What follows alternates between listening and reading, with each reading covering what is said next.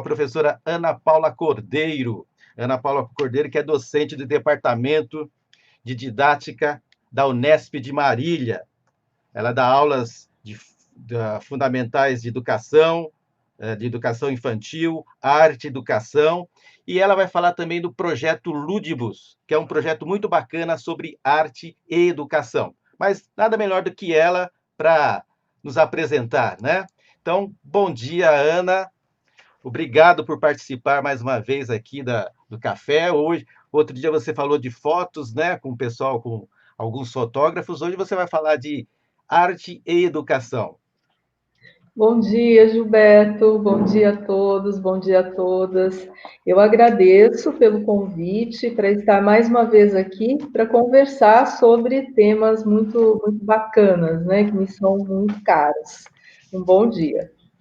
Ana, você que é professora, né, de didática, você iniciou aí, você coordena um projeto muito bacana, que eu já conheço da revista Partes, que você foi um dos primeiros artigos, talvez, que você tenha produzido, né, sobre o assunto, você encaminhou lá para a revista, falando do Ludibus, né, que é esse projeto da Faculdade de Filosofia e Ciências da Unesp, do campus de Marília, que é um projeto que reúne brinquedoteca, biblioteca, ateliê de artes itinerantes aí na região, mas que é uma coisa que é interessante, inclusive nessa época que a gente está, talvez até de eleição, de prefeitos, etc., é até bom que as pessoas se atentem que a arte também é muito importante, a arte para a criança é muito importante, né? E esse projeto é um projeto que pode agregar muito, não só o projeto que você tem aí da Unesp, para a Unesp, Marília e região, mas também para outras regiões do Brasil, né? Então, eu queria que você falasse um pouquinho sobre esse projeto, né? Qual é o objetivo desse projeto, qual é a ideia, como ele surgiu.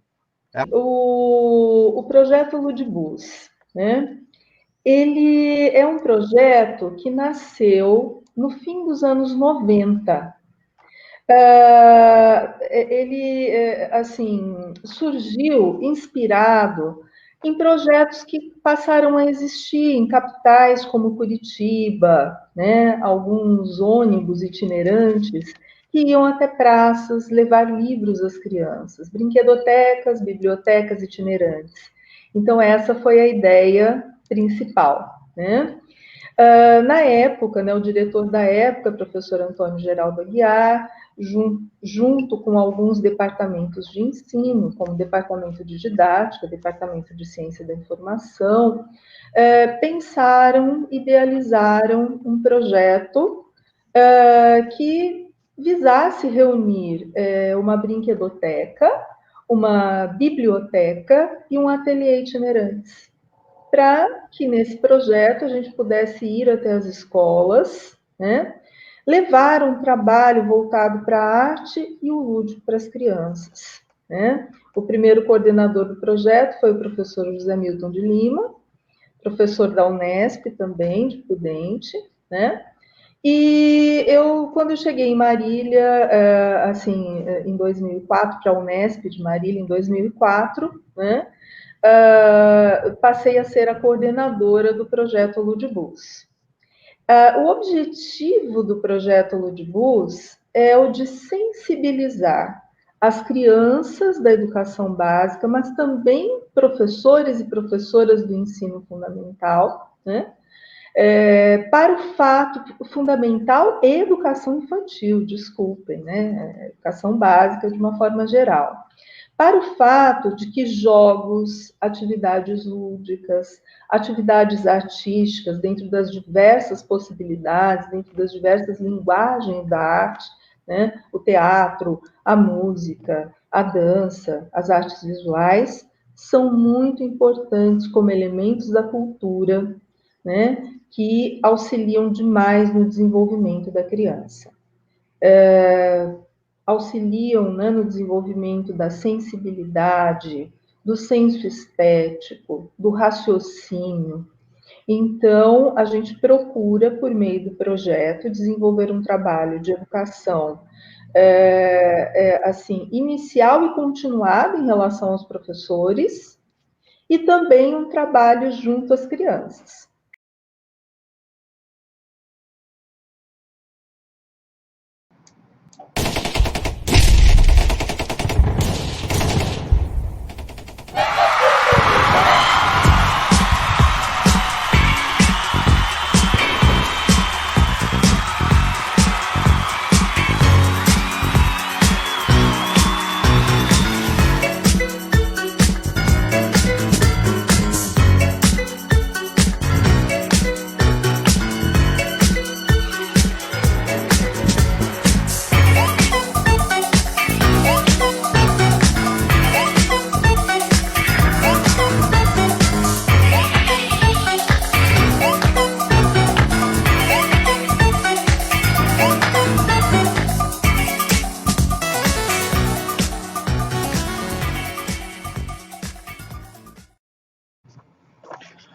Olá, começando esse programa dessa quinta-feira do Giro da Vitrine, sempre contando que vocês entrem no canal, divulguem nosso trabalho, divulguem o nosso programa e os outros programas do canal do Giro da Vitrine, que vocês mandem seus comentários, você se inscreva no canal, assine lá a notificaçãozinha, que é aquele sininho, que aquilo ajuda muito a divulgar as ideias desse programa para todo o Twitter, para todo o Brasil, para todo mundo, para todo o giro do mundo, porque o mundo é redondo, o mundo não é quadrado, tá?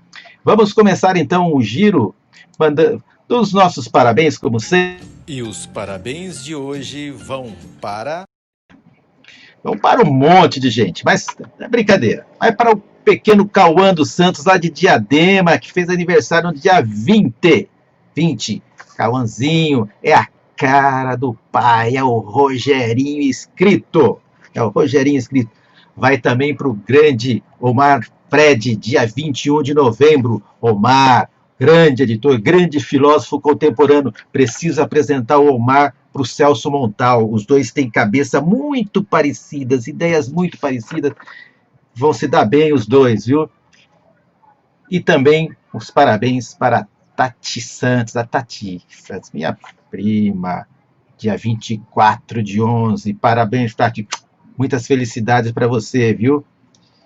E também para a Alessandra Cindy, a Alessandra, lá da Subprefeitura Ipiranga. Um abração para vocês aí, tá? Alessandra, juiz, hein? Ah, eu tenho juízo. Vai, grande menina, um abraço, saudade de vocês todos. Ah, e antes de eu falar um aniversário especial, tem aniversário especial, eu vou passar um videozinho rápido aqui, se não esqueço, que fez aniversário no dia 20 de novembro, estava todo mundo com a questão da consciência, né?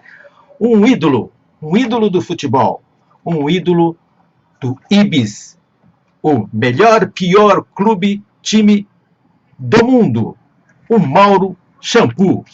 Vejam quem foi o Mauro Shampoo.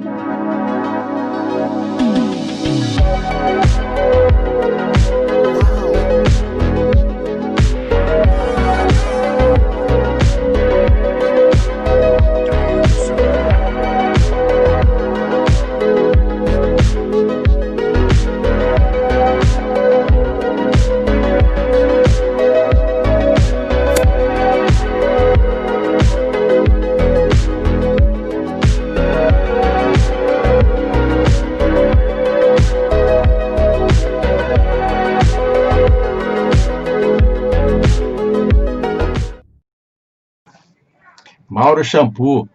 Mauro Shampoo, ele era famoso shampoo porque ele tinha esse cabelão, né, grande, né? Então precisava de muito shampoo, né? E ele era um cara garboso, classicudo, sabe? Aquele cara que você quer no time. Só que ele teve um defeito, em 10 anos ele foi fazer um gol. Esse gol, ele não queria fazer esse gol. O Ibis, né? O Ibis não pode ganhar, né, gente? Não podia, tá ganhando agora. Não podia. E ele fez o gol, mas é o ídolo do Ibis. Parabéns para o Mauro Shampoo e que muitas outras pessoas venham a saber quem foi e quem és tu, Mauro Shampoo. E terminando a sessão parabéns, poxa, esse parabéns, quem seria de você, Dona Edith? Quem seria de mim, né? Quem seria de mim, Dona Edith, se você não fizesse aniversário no dia 27, 26, olha, não posso errar o aniversário dessa mulher, foi, né? Dia 26 de novembro. Meus parabéns a Dona Edith. Se não fosse a Dona Edith, o Gibinha não estaria aqui fazendo esse programa com você. Beijão, Dona Edith Maria. Te amo mesmo, com todo o amor do mundo. Todo o amor do mundo para Dona Edith. Bom, vamos começar aqui o nosso programa. Agora, vamos falar sobre os outras efemérides, mas aí eu vou chamar o meu amigo aqui de bancada, que hoje está nessa gravação comigo aqui, o meu querido Cuca Jorge. Opa, vamos lá. Chegou, Cuca Jorge. Olá, bom dia, Giba, bom dia a todos os amigos que estão aqui na Vitrine. Parabéns a Dona Edith, isso eu faço questão de dizer, né? Parabéns a Dona Edith. Tem uma pessoa ilustre que tem o mesmo nome, que é a Edith, que é a Piaf, e que deve cantar uma coisa que a Dona Edith também canta. Je ne regrette rien. Ela não se arrepende de ter dado à luz uma figura ilustre como Gilberto. Fantástico. Dona Edith, você vai conhecê-lo. Vou levar a Dona Edith aí nos pedaços assim que possível. Será um prazer. Você vai conhecê-la. Eu estava esquecendo também que no dia 30 faz aniversário, os São Paulinos, né, não podem esquecer disso, é o nascimento do grande Muricy Ramalho. Parabéns para o Muricy, gente fina, né, deve estar lá no litoral, tal, quando entra na Sport TV, gente fina. Muricy Ramalho, que treinou meu peixe também, deu algumas glórias para o meu peixe, então merece esse parabéns, tá? Cuquinha, hoje não. Dia 21 marca o falecimento do músico José Antônio Rezende de Almeida Prado. E aí, então, o músico clássico, então, em homenagem, principalmente em lembrança ao nosso colega doutor Décio, né? Estou aqui lembrando Décio, um músico, valorizar o músico clássico brasileiro, né? José Antônio Rezende de Almeida Prado. Você já conhece alguma música? Fala. Pois é, eu não conhecia, e o brasileiro conhece muito pouco, né, de seus autores eruditos. Exatamente. Eu estava dando uma pesquisada rápida depois que eu soube desse nome, e assim, ele compôs muita coisa, não tem música erudita, é um compositor erudito, e a gente pouco conhece, né? Eu já dei uma palhinha aqui, ouvi algumas coisas, preciso ouvir com mais atenção, mas são valores que a gente tem que a gente esquece, né? Não sabe. O Vitrine do Giba agora está falando muito de música, fazendo vários programas de música, e nós vamos trazer aqui, ou em outros horários, né, não no giro da Vitrine, mas no Vitrine, nós fizemos um de rock muito legal, viu?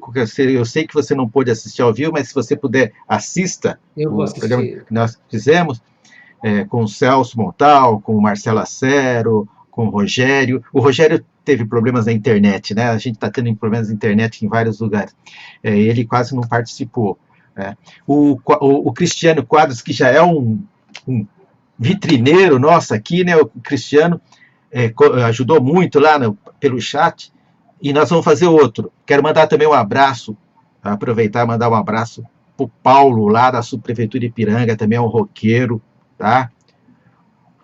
Paulão, ele mandou uma mensagem para mim, elogiando. Ele não conhecia ainda muito do YouTube, dos nossos programas. Pô, tem muita coisa boa aí. Eu falei, para isso aí, a gente quer deixar coisas boas para vocês assistirem, né? Então, Paulo, nós vamos fazer outra rodada de rock também, e mais outras de música. Estou acertando com o Cuca aqui. Vai ter um de blues, né, Cuca? Nós vamos acertar essa de blues ainda. Sim, Rhythm and Blues e rock and roll nos 50. Iremos fazer também, beleza? E por falar em música e tal, também tem uma data nesses dias. É essa, Cuca, ó. Ah, certo, dia 21 de novembro, Dia Mundial da Televisão. Você sabe que instrumento tão castigado, né? Esse dia aí, deixa eu ver aqui, ó, foi proclamado em 1996 pela ONU com o objetivo de promover o intercâmbio mundial de programas sobre paz, segurança, cultura e etc. e tal. A gente diz que não faz só isso, né?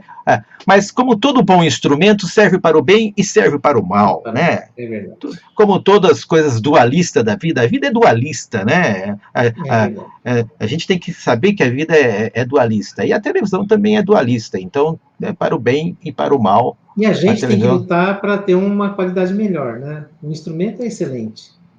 Exatamente. Né? Acho que depois do rádio, o instrumento tem mais alcance, né? Exatamente. Hoje é uma coisa... Tá, tudo bem que hoje a gente tem as outras mídias, né? Então a televisão teve o seu auge, agora tem outras mídias, mas ela ainda é um instrumento muito, muito, muito importante de comunicação. Tá?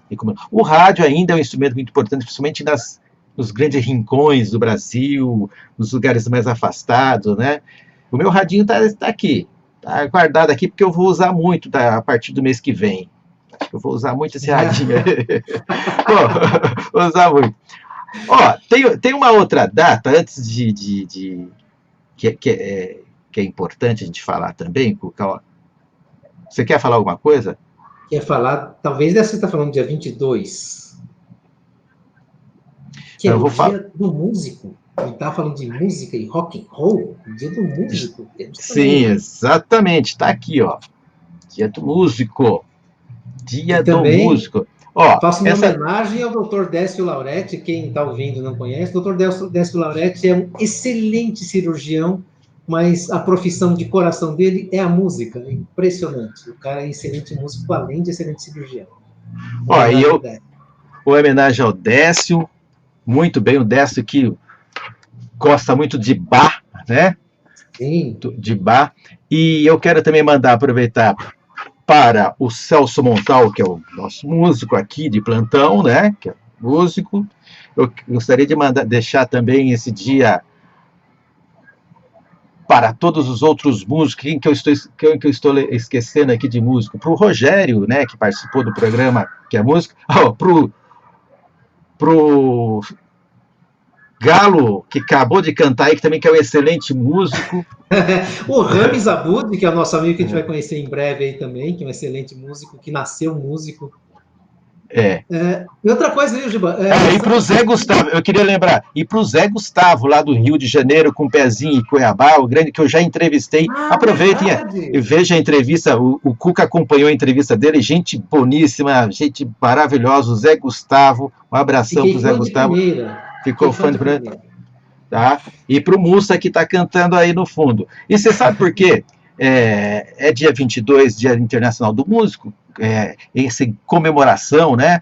Foi oficializada por conta da Santa Cecília. Você já ouviu falar da Santa Cecília? Pois é, Santa Cecília tem uma curiosidade de falar aqui sobre Socorro, viu, Giba? Socorro, do interior de São Paulo, perto de Bragança, divisa com Minas.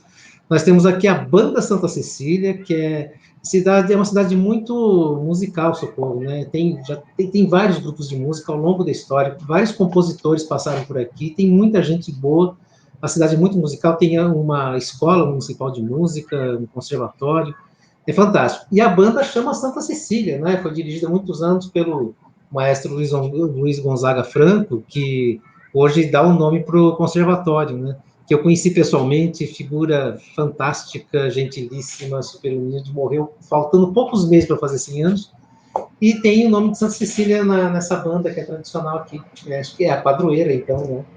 É a padroeira. É uma pena que o Celso Montal está aqui, porque essa santa é uma santa muito venerada pelos cristãos, né? Essa data, 22 de novembro, é em memória litúrgica de Santa Cecília, essa santa aí do século V, tá? Do século V. Diz o seguinte... XV? 5. É que aqui está escrito desde o século XV. Então eu errei, porque é do século V. Se eu não me engano, é do século XV, acho que... Não, é século V. Então eu errei, aí eu vou tirar. Deixa eu tirar.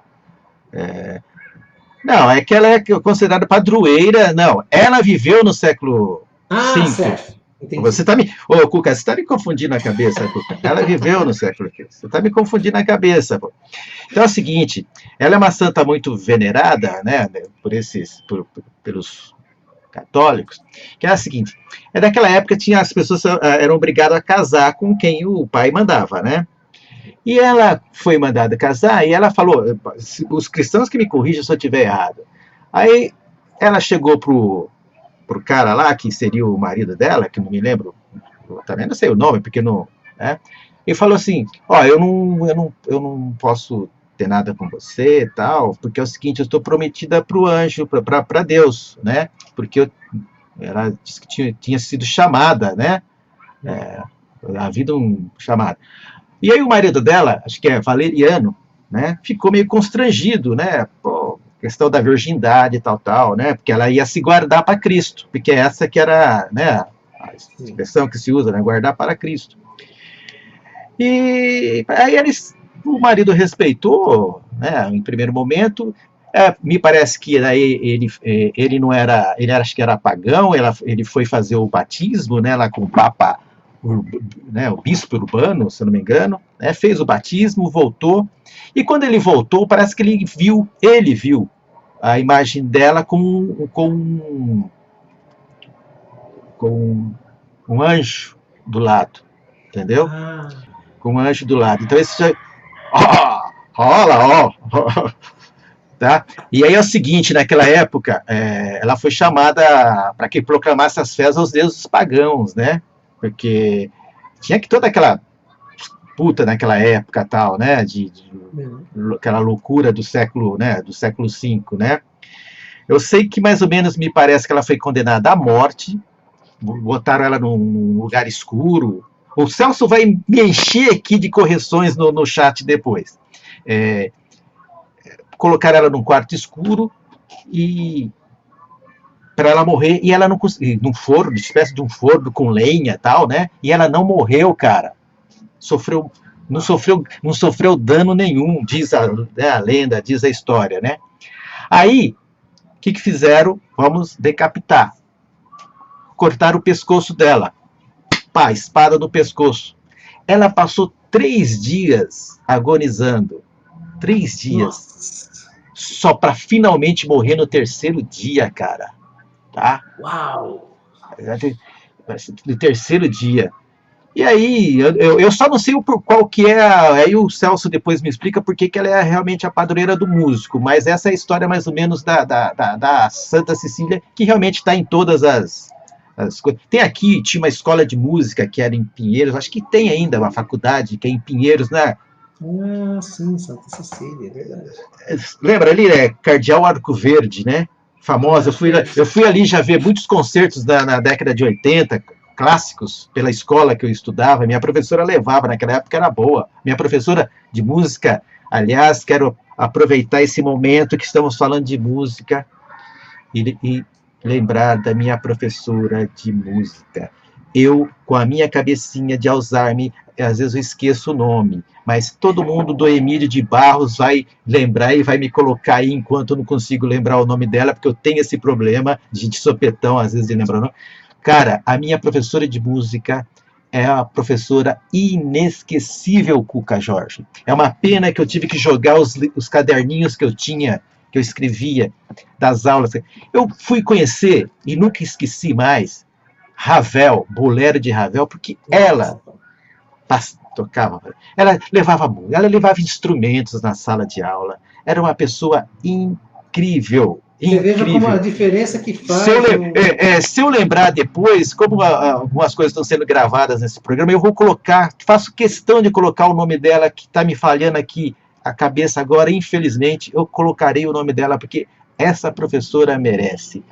É uma professora maravilhosa. Como faz diferença na vida de um adolescente, depois na vida de um adulto, um professor que seja realmente, que ilumine, né, o caminho e que mostre essas coisas, que ajude na formação da pessoa, né?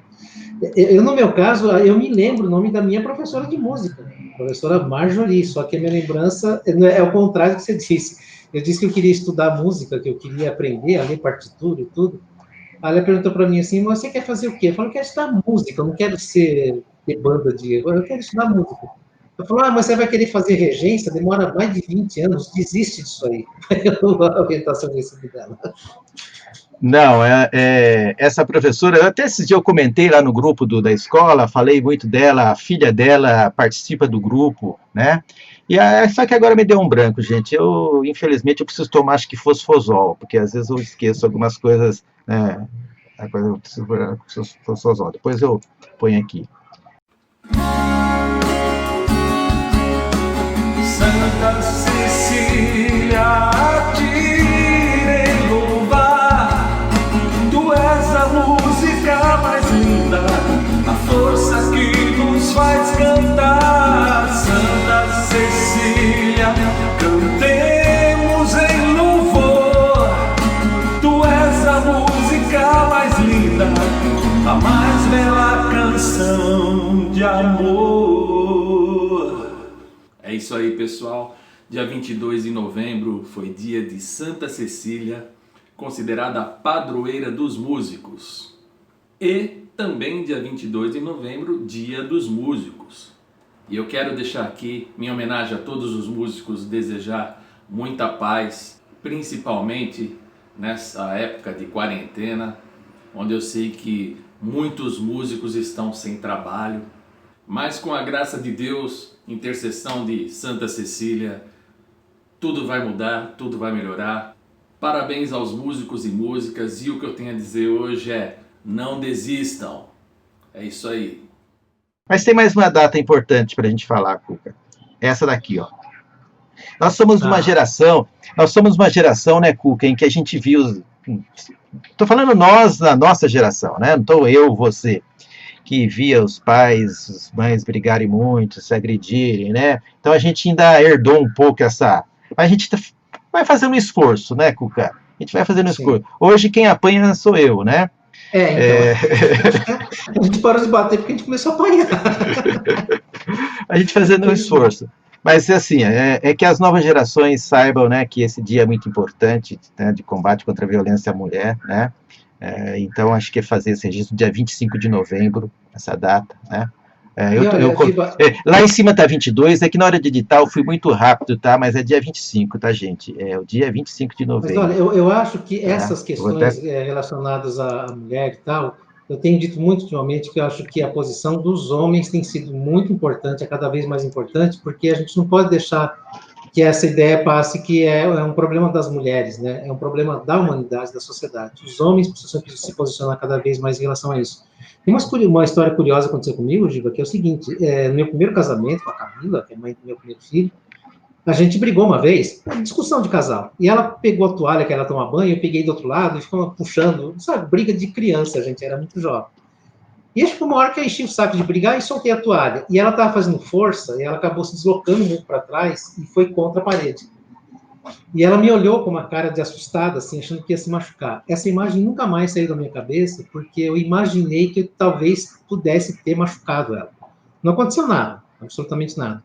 Mas mesmo sem querer, poderia ter machucado ela. Essa imagem nunca mais saiu da minha cabeça e me marcou muito em relação à importância que a gente tem sobre essa responsabilidade que a gente tem de propagar a paz, né?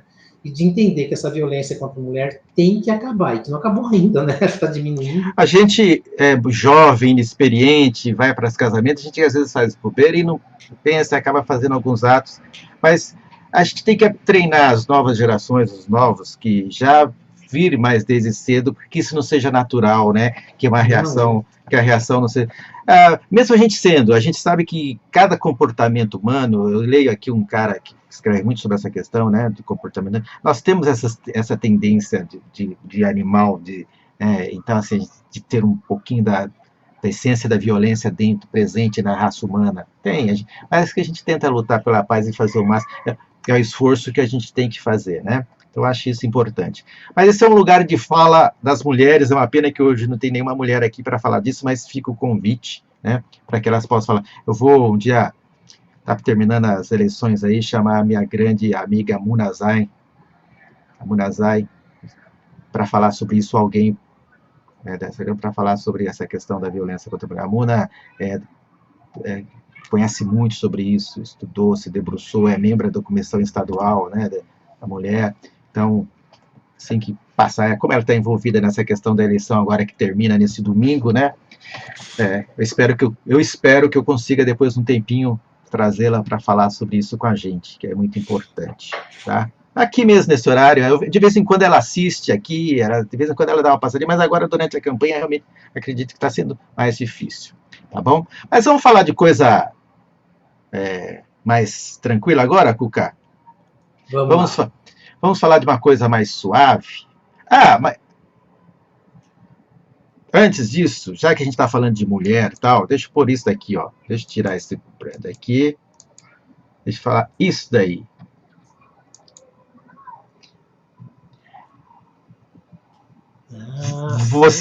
Você está cuidando dos seus, né? O abandono de incapazes é uma dura realidade que deve ser enfrentada. O Código Penal é claro quanto a isso no artigo 133. Esse ato é um crime. Você, Cuca, eu sei que você está fazendo a sua parte aí, cuidando do seu Jorge.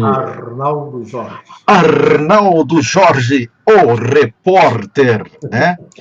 Mas é muito importante, então, nós nos atentarmos a isso. Mas sabe que eu descobri uma coisa, Giba? Eu não sei se eu tive sorte, porque meu pai é meio turrão, bem mal-humorado, mas ele está bem de saúde, né? A minha tia, que é a irmã dele, tem uns probleminhas lá e tal, mas também está fácil. Eu não sei se tive sorte de estar fácil cuidar, mas descobri que dá prazer também nisso, sabe? Eu chego nos lugares, eu só deixo preparado para eles chegarem e sentarem na frente do médico e o médico atender. Fora isso, eu faço tudo. E dá um prazer, sabe? Descobri, eu não sabia que ia dar esse prazer. É uma coisa muito gostosa. Legal. Então, agora nós vamos para coisa deliciosa. Lembrando, essa data aqui, ó. 30 de novembro de 1980. A morte do cantor, compositor, poeta, violinista fluminense, Angenor de Oliveira, o Cartola. Esse cara é fantástico, né? Ele era de uma humildade, ele era pedreiro, né? Mas ele tinha uma poesia, uma riqueza poética fantástica. E você sabe algum trechinho da música? Eu vou pôr aqui a palavra do poeta para você, ó. A palavra, de palavra em palavra. Cuca Jorge. Eu vou citar aqui um pedacinho de um samba dele que chama Sala de Recepção, porque tem muitos autores, a gente vai falar daqui a pouco de mais uma história parecida, a gente se prende muito em uma música, né? Então, Bach, Jesus, Alegria dos Homens, é só aquilo que se ouve, né? Então, então fica muito repetitivo. Cartola, quando a gente pensa em música do Cartola, as rosas não falam, né? Então é mais comum, as rosas não falam. Todo mundo canta isso. Mas ele tem coisas lindíssimas. Tem uma música que ele compôs para Mangueira, que foi a escola de coração dele a vida toda, né? E que chama Sala de Recepção, o samba, porque tem a ver com a sala de recepção, os troféus e tal da escola de samba, né? E diz assim, eu vou dar uma olhada para cá que eu vou ler a letra porque eu não lembro de cabeça, mas diz assim: habitada por gente simples e tão pobre, que só tem o sol que a todos cobre, como podes Mangueira cantar? Pois então saiba que nós não desejamos mais nada. A noite, a lua prateada, silenciosa, ouve as nossas canções. Tem lá no alto um cruzeiro onde fazemos nossas orações e temos orgulho de ser os primeiros campeões. Rima perfeita, ele tinha uma conjugação verbal certinha, regência, pronome, ele colocava tudo com a perfeição. O cara era pedreiro, é uma coisa fantástica. E esse samba retrata assim, um período do Rio de Janeiro que eu tenho sonhos de revisitar um dia, mas não existe mais, né? Que é isso que ele fala, né? Lá em cima tem um cruzeiro onde fazer umas orações e tal. Aquela comunidade simples de chão de terra, né? Dos morros do Rio de Janeiro, que tem uma beleza que deixou muita riqueza para a cultura, né? Que pena que hoje já não está mais assim, né? Porque é um período do Rio de Janeiro outro, né? Em que você tinha essa liberdade, você tinha essa poesia na rua, né? Que era fácil você fazer, né? Então, e era uma época diferente mesmo, né? Vamos dizer assim, né? Uma época diferente. As pessoas sabem muito mais vieram saber muito mais do Cartola. Você sabe que esse dia o meu filho que é jovem, estava cantando, ouvindo música do Cartola, né? Quer dizer, a juventude também está descobrindo muito Cartola, viu? Porque a arte de qualidade, ela é atemporal, né? Ela vive para sempre. O Cartola começou a gravar muito tarde, né? Ele foi Exato. descoberto, ele entrou muito tempo depois. Ele teve poucos discos gravados, se não me engano, também. Pouca coisa, não gravou muita coisa. Ele teve um tempo como compositor de escola de samba, né? Acho que nas primeiras. Depois ele saiu teve que trabalhar, teve que levar a vida dele de trabalho. Aí na década de 50 em diante, ele começa, acho que de 60, se não me engano, ele começa a retornar, né, ao meio artístico, né? E se consagra na década de 70, até a sua morte, né? Até 80, quando ele morre. Esses 10 anos, de 70 a 80, é uma fase de consagração do Cartola. Uma fase... E a gente ouvindo as composições dele, a gente tem a impressão que ele esteve nessa onda, que você disse de 70 a 80, a gente tem a impressão que ele esteve nessa onda de 40 até 80, porque é muita coisa que ele compôs, muita qualidade, né? Fantástico. É fantástico. Beleza, esse é o nosso Cartola. Mas vamos para um outro. Vamos para um outro.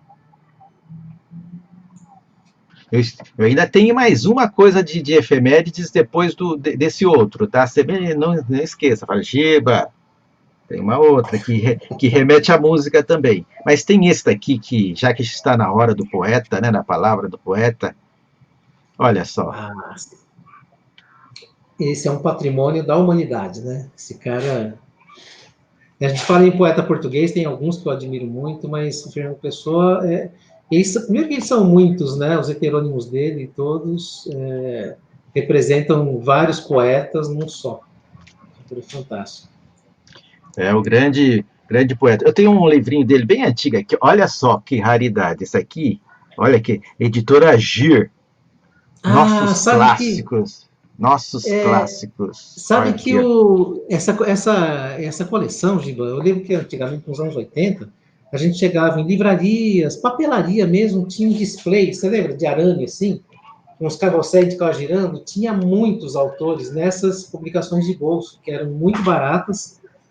E eu sempre achei que é uma saída muito importante para a literatura, é publicação em papel jornal, porque o importante é ser barato para todo mundo.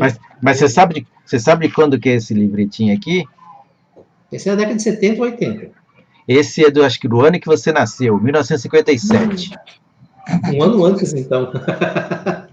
Foi o ano que a Eliana, que é muito mais velha que eu, chegou. 1957, olha só. Nossa, que eu tenho isso aqui. E eu tenho esse livro há muitos anos. Eu me lembro que eu comprei esse livro, eu saí.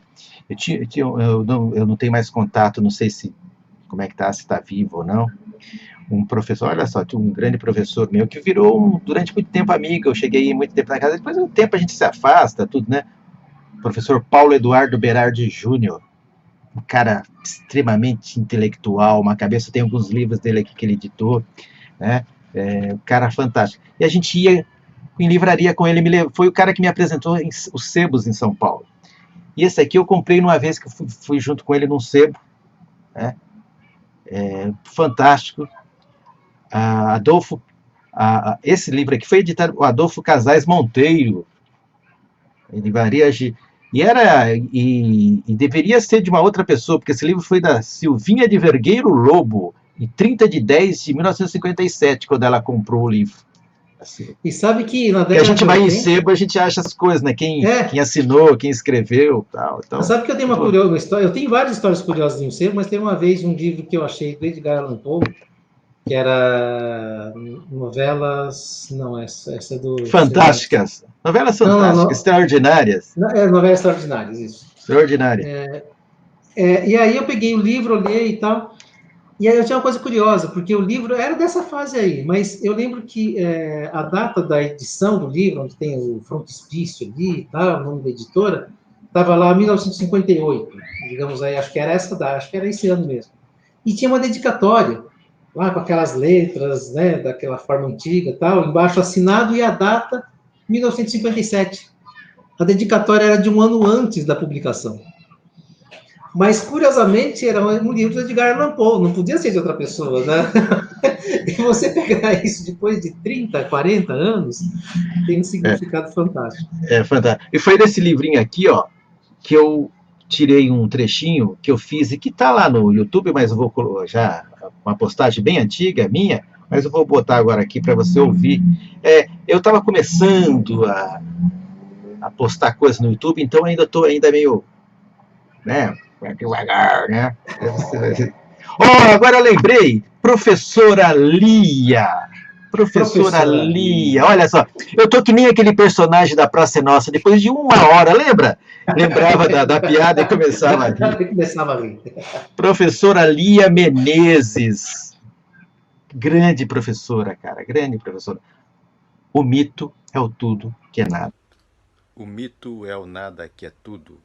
O mesmo sol que abre os céus é um mito brilhante e mudo. O corpo morto de Deus, vivo e desnudo. Este que aqui aportou foi por não ser existindo, sem existir nos bastou. Por não ter vindo, foi vindo e nos criou. Assim a lenda se escorre, a entrar na realidade, e a fecundá-la decorre. Embaixo, a vida, metade de nada, morre. Poema de Fernando Pessoa, em Mensagem. Fantástico. Sabe que falar em mensagem, uma coisa que muita gente não sabe é que Mensagem foi o único livro que ele publicou em vida. Só foi esse. Os outros ele participava de um jornal. Por isso que eu falei que está aqui, mas esse livro é uma antologia, né? Então são vários. E tem várias antologias dele, inclusive em Portugal tem uma figura também, escritora, intelectual, né, da literatura, que é a Maria Eliette Galhós, que coordenou várias publicações do Fernando Pessoa, que acho que talvez a pessoa que mais conheça do Fernando Pessoa ainda, né? Acho que ela ainda está viva. E é curioso que o Fernando Pessoa só fez esse livro. É um livro que é praticamente uma releitura de Camões, né? Dos Lusíadas, que conta toda a história da saga de Portugal, da criação de Portugal.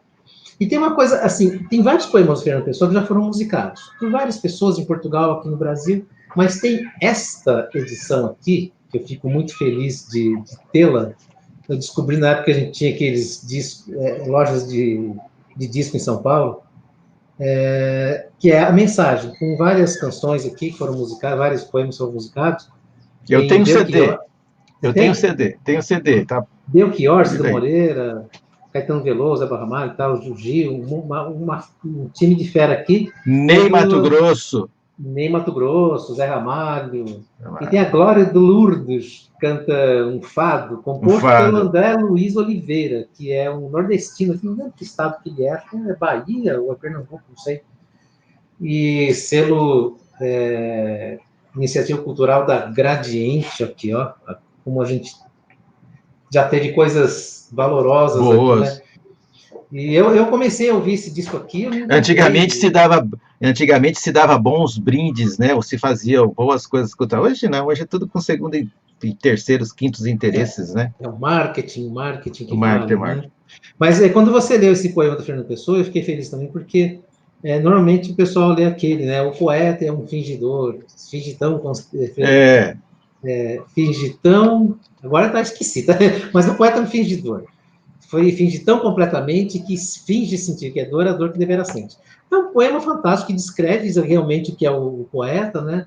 Mas todo mundo só fala disso, parece que Fernando Pessoa só escreveu isso, né? Mas você sabe que tem um que eu abri bem agora aqui para lembrar, que é dos heterônimos que ele usa como Álvaro de Campos. Tem um que eu acho, vamos falar a palavra fodástico para ficar bem contemporâneo, né? Chama o Poema em Linha Reta. Você lembra desse? Nunca conheci quem tivesse lá no porrada. Todos os meus conhecidos têm sido campeões em tudo.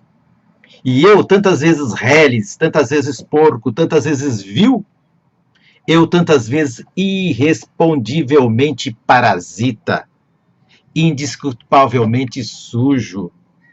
Eu que tantas vezes não tenho tido paciência para tomar banho, isso é verdade.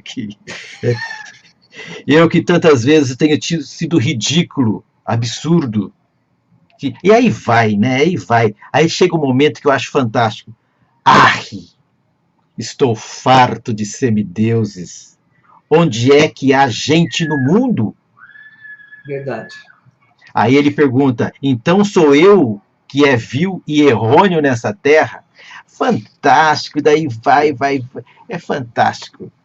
Esse poema me influenciou muito na adolescência e no começo da vida adulta. Na verdade, até hoje eu me sinto muito assim. Às vezes eu não consigo entender o que eu estou fazendo nesse planeta. Às vezes eu fico achando, acho que eu vim de outro planeta e eu não estou entendendo o que está acontecendo aqui direito, às vezes. Eu me sinto meio deslocado. E o que ele quiser... fala é bem por aí, né? Não, e quem quiser, tem várias youtubers aí, pessoas famosas que gravaram esse poema, né, inteiro, e é só pesquisar que acha. Tem gente fantástica aí que gravou esse poema que... Valmor Chagas recitou. Valmor Chagas recitou. Tem só para finalizar, a Fernanda Pessoa tem que falar muito dele, porque só um comentário antes, Giba, é o seguinte, eu tenho alguns problemas com o João Cabral, um dia eu preciso fazer as pazes com o João Cabral de Melo Neto, mas teve algumas coisas que eu vi sobre ele como artista durante a vida que eu não gostei muito, opiniões dele, né? E eu vi uma entrevista dele uma vez que ele dizia o seguinte, que o Fernando Pessoa fez um grande mal à literatura. Por quê? O Fernando Pessoa, do modernismo, né? Fez muitos sonetos, inclusive, mas ele usava dessa métrica de versos livres e brancos, né? Dizer, isso, porque ele trouxe essa modernidade para o poema, coisa que os outros ainda insistiam em fazer uma coisa mais clássica, você entende? Isso. Mas nós vamos fazer uma discussão. Nós vamos fazer uma discussão disso aí. Vamos pegar eu tenho os poemas do João Cabral aqui, tem algumas coisas. Vamos discutir. Vamos ter um bate-papo. Fica na pauta.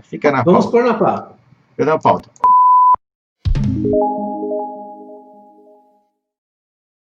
Decided to conduct an experiment and created 2 absolutely identical playrooms. One was empty, and there was a child in the other. We invited children and gave them the opportunity to choose which room to play in.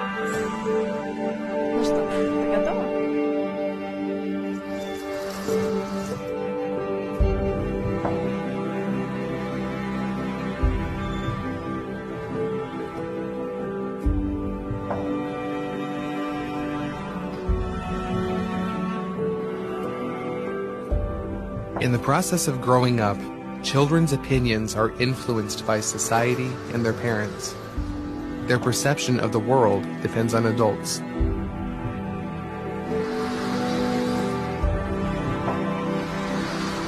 As children get older, it becomes more difficult for them not to notice that all people are different.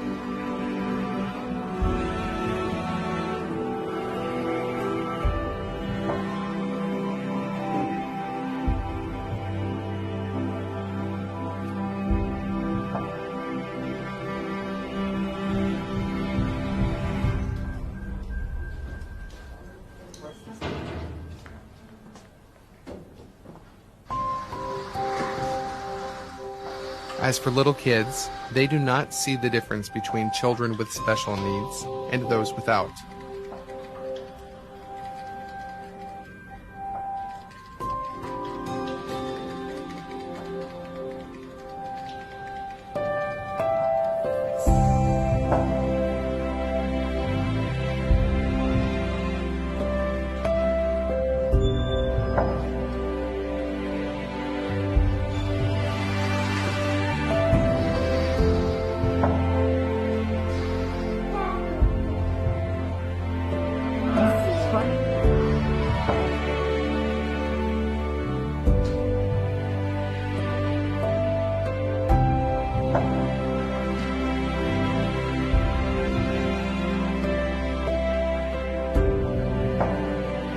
This child made the decision to be part of an inclusive community. But the world she ends up living in depends on you.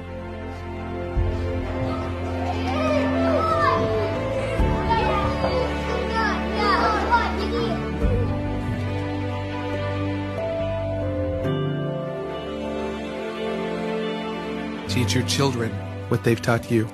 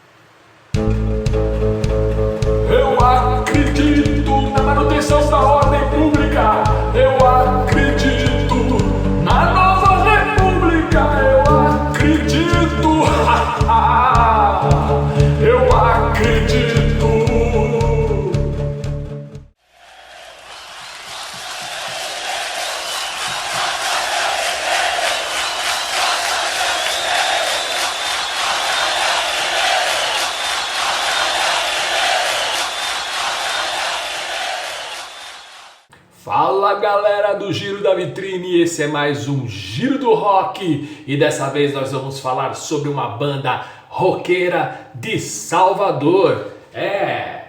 Afinal de contas nem tudo que vem de Salvador é só axé, tem banda de rock também. E eu vou falar dessa banda que eu considero a única banda de rock nacional verdadeira mesmo dos anos 80. 40 anos de banda, galera. Sim, eu tô falando da banda Camisa de Vênus. Essa banda que surgiu em 1980 e passou uma longa jornada com problemas com a censura no Brasil. Mas vamos ao que interessa. Em 1980 a banda lança um compacto.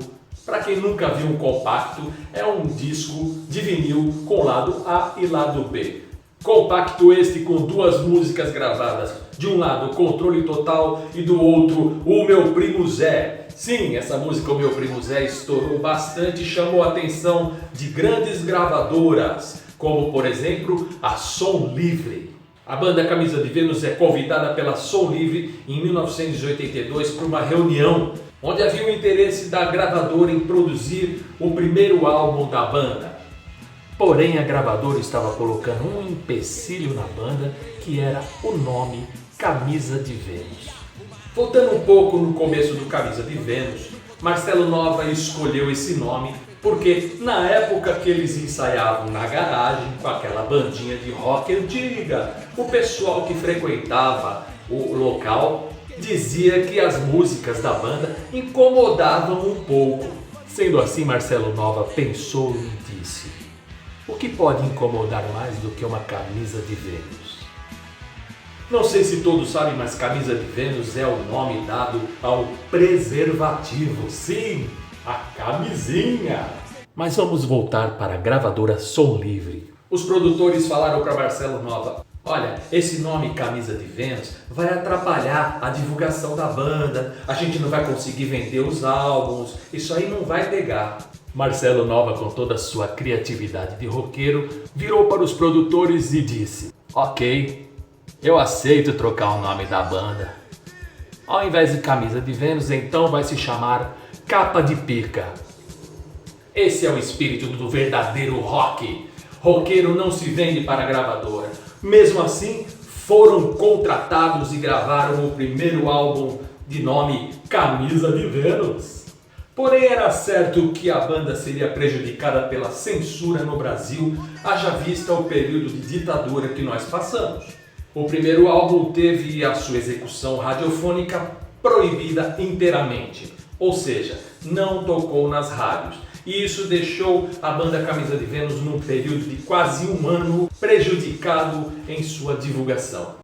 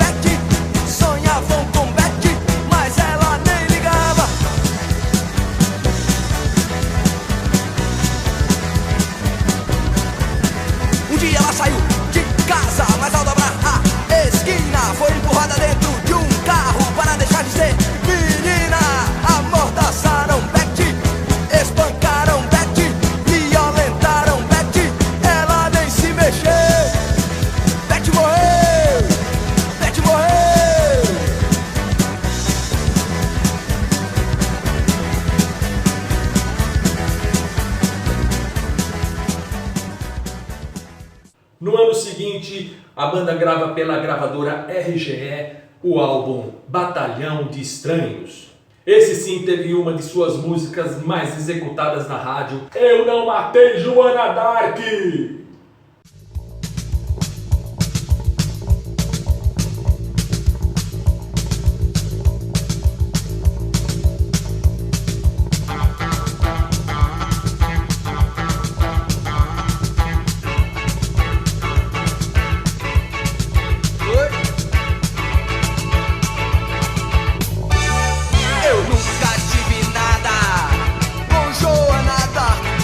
Nós só nos encontramos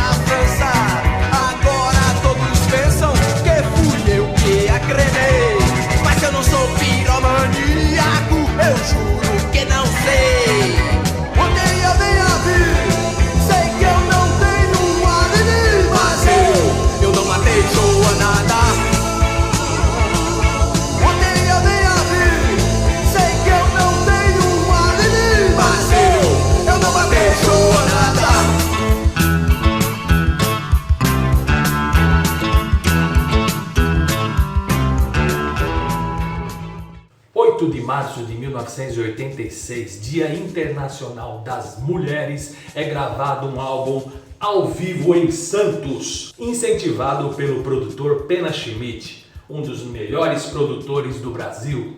O álbum Viva é lançado em 1987 e Marcelo Nova decide não enviar o álbum para a apreciação da censura e decidem lançar o álbum assim, sem autorização mesmo. Isso levou com que a Polícia Federal apreendesse todos os álbuns do Camisa de Vênus a pedido da censura. Mesmo assim, o álbum já tinha vendido 40 mil cópias, o que é um número razoável. Após esse episódio de apreensão, o álbum teve 8 de suas 10 canções censuradas e proibidas de execução radiofônica. É claro que com a proibição, o álbum atingiu a marca de 180 mil cópias vendidas. Já dizia Paul McCartney nos Beatles: a melhor divulgação é a censura que faz. Tudo que é proibido gera curiosidade. Quando eu chego em casa com essa cara de otário, vejo o zelador lá dentro do armário. Ô Silvia, eu acho mesmo que você não tem jeito, pois até o leiteiro anda mamando em seu peito. Ô Silvia,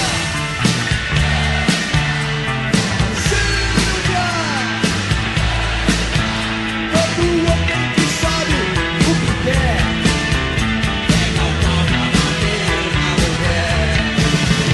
Ô Silvia, ô Silvia, ô Silvia, ô Silvia, ô sua puta.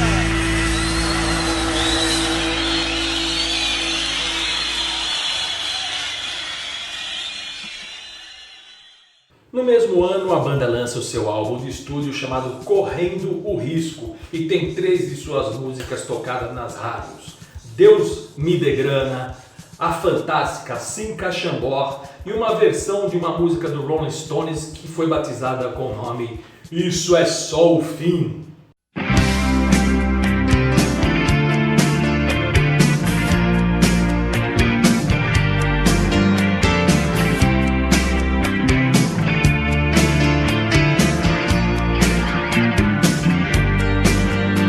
Se o chão abriu sob os seus pés e a segurança sumiu da faixa, se as peças estão todas soltas e nada mais encaixa. Oh, crianças, isso é só o fim, isso é só o fim. Oh, crianças, isso é só o fim, isso é só o fim.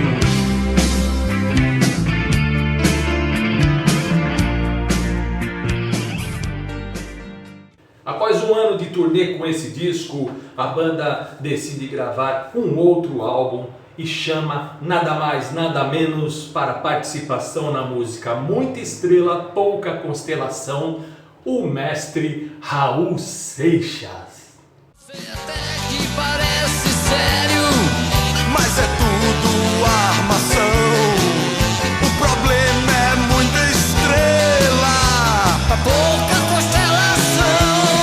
Eu sei até que parece sério, mas é tudo armação. O problema é muita estrela, pra pouca constelação.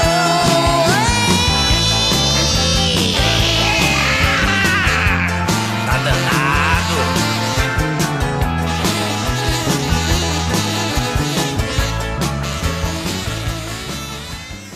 Em 87 é lançado esse álbum duplo, o primeiro álbum duplo de uma banda de rock nacional, com o nome de Duplo Sentido.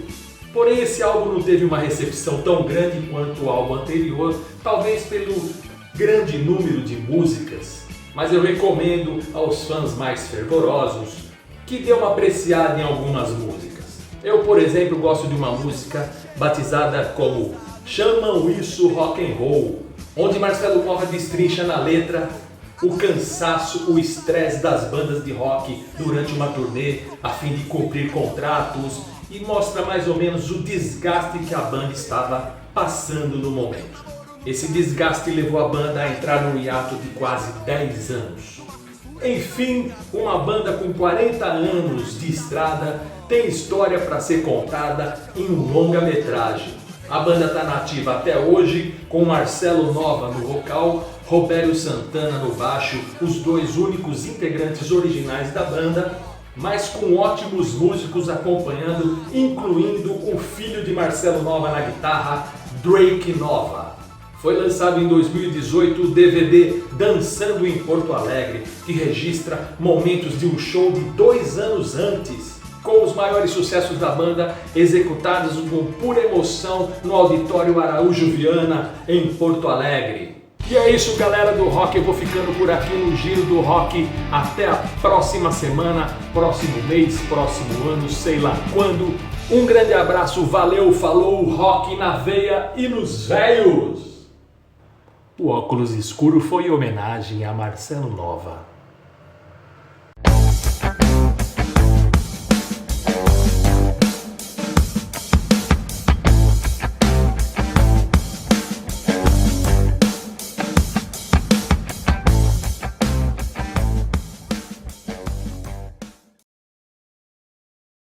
Não esqueça de dar o Deixe seu joinha.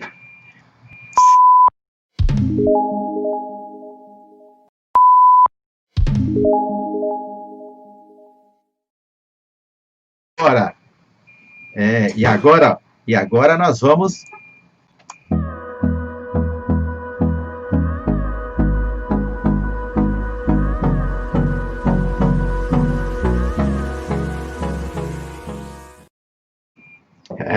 Hoje teve até vinhetinha, você viu como que é bom você fazer um negócio tranquilo? Até a vinhetinha. Perfeito.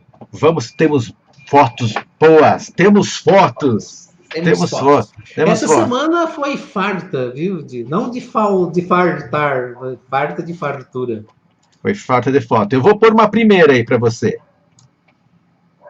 Fantástico. Essa foto está acontecendo nesse momento que o Donald Trump está lá no jus esperneandi, né? Que o cara fica esperneando e pedindo que a justiça, né, faça alguma coisa, reconte os votos, os cambal. Não adianta, perdeu, foi mesmo, né?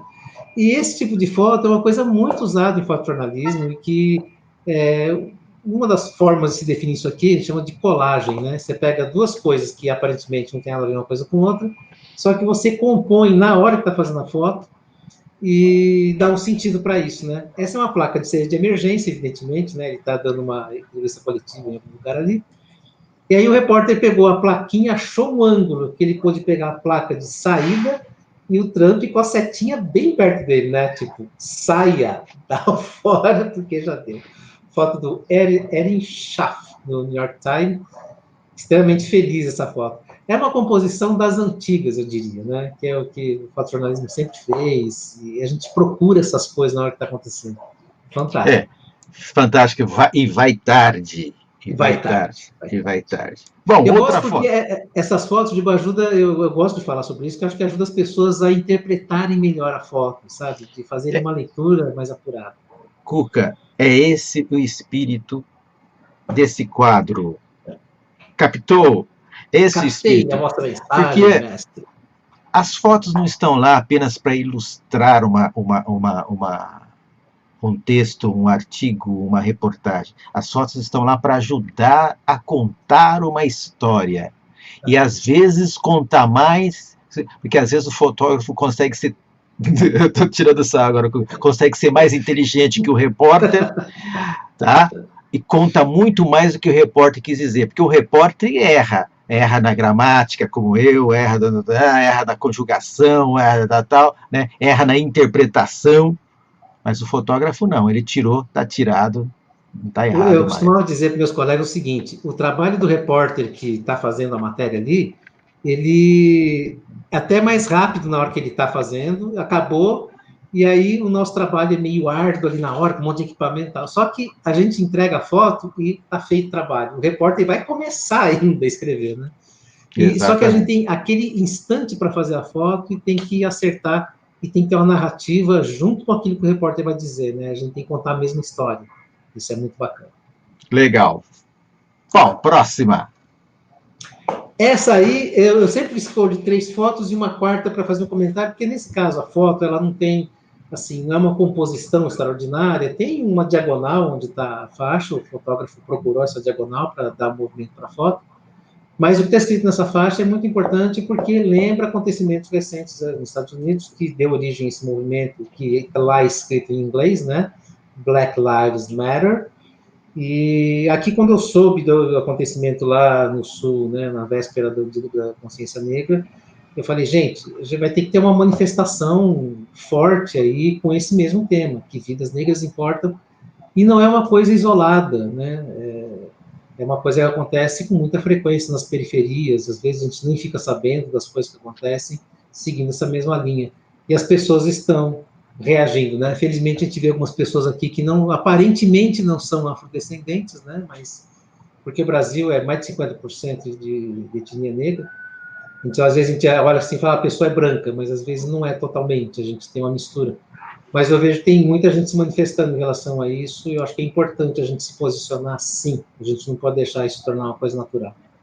Eu cometi um vacilo, porque eu já fiz aqui uma discussão, um café da manhã, que foi uma discussão sobre isso, que está aí, quem procura aí no nosso canal, né, sobre essa questão, trouxe alguns convidados aqui, e fiquei de fazer um novo. Só que eu enrolei, que era para fazer agora, justamente nessa época, e acabei não fazendo, né? Não procurei a Fernanda lá em Santa Maria, professora Fernanda, que eu fiquei de fazer alguma coisa, tal. Não procurei o Cleuder de Paula aqui, de São Paulo, que tem uma outra, que ele fez uma postagem no Facebook dele hoje, inclusive muito interessante, porque eu estava acompanhando algumas discussões aqui no WhatsApp, de pessoas que é favorável contra essa coisa da violência e tal. Ele é um cara do movimento negro, que é contra esse tipo de ação, mas ele fez uma postagem, e não a favor do Carrefour. Algumas pessoas, você está defendendo o Carrefour. Eu falo, gente, pelo amor de Deus, não estou defendendo o Carrefour, estou defendendo a ação, que naquele momento não colabora, não ajuda muito a questão do movimento. Então, todo mundo tem as suas ideias, mas nós vamos trazer aqui, ainda vamos fazer 5, que eu ainda vou abrir o espaço aqui para a gente fazer, porque essa é uma discussão permanente, né? Uma discussão permanente, e não é uma discussão de momentos, apenas por esse fato, não. Então, assim, eu quero fazer uma discussão fora, até meio afastada desse clima de agora, porque daqui a 2 semanas as pessoas esquecem, né?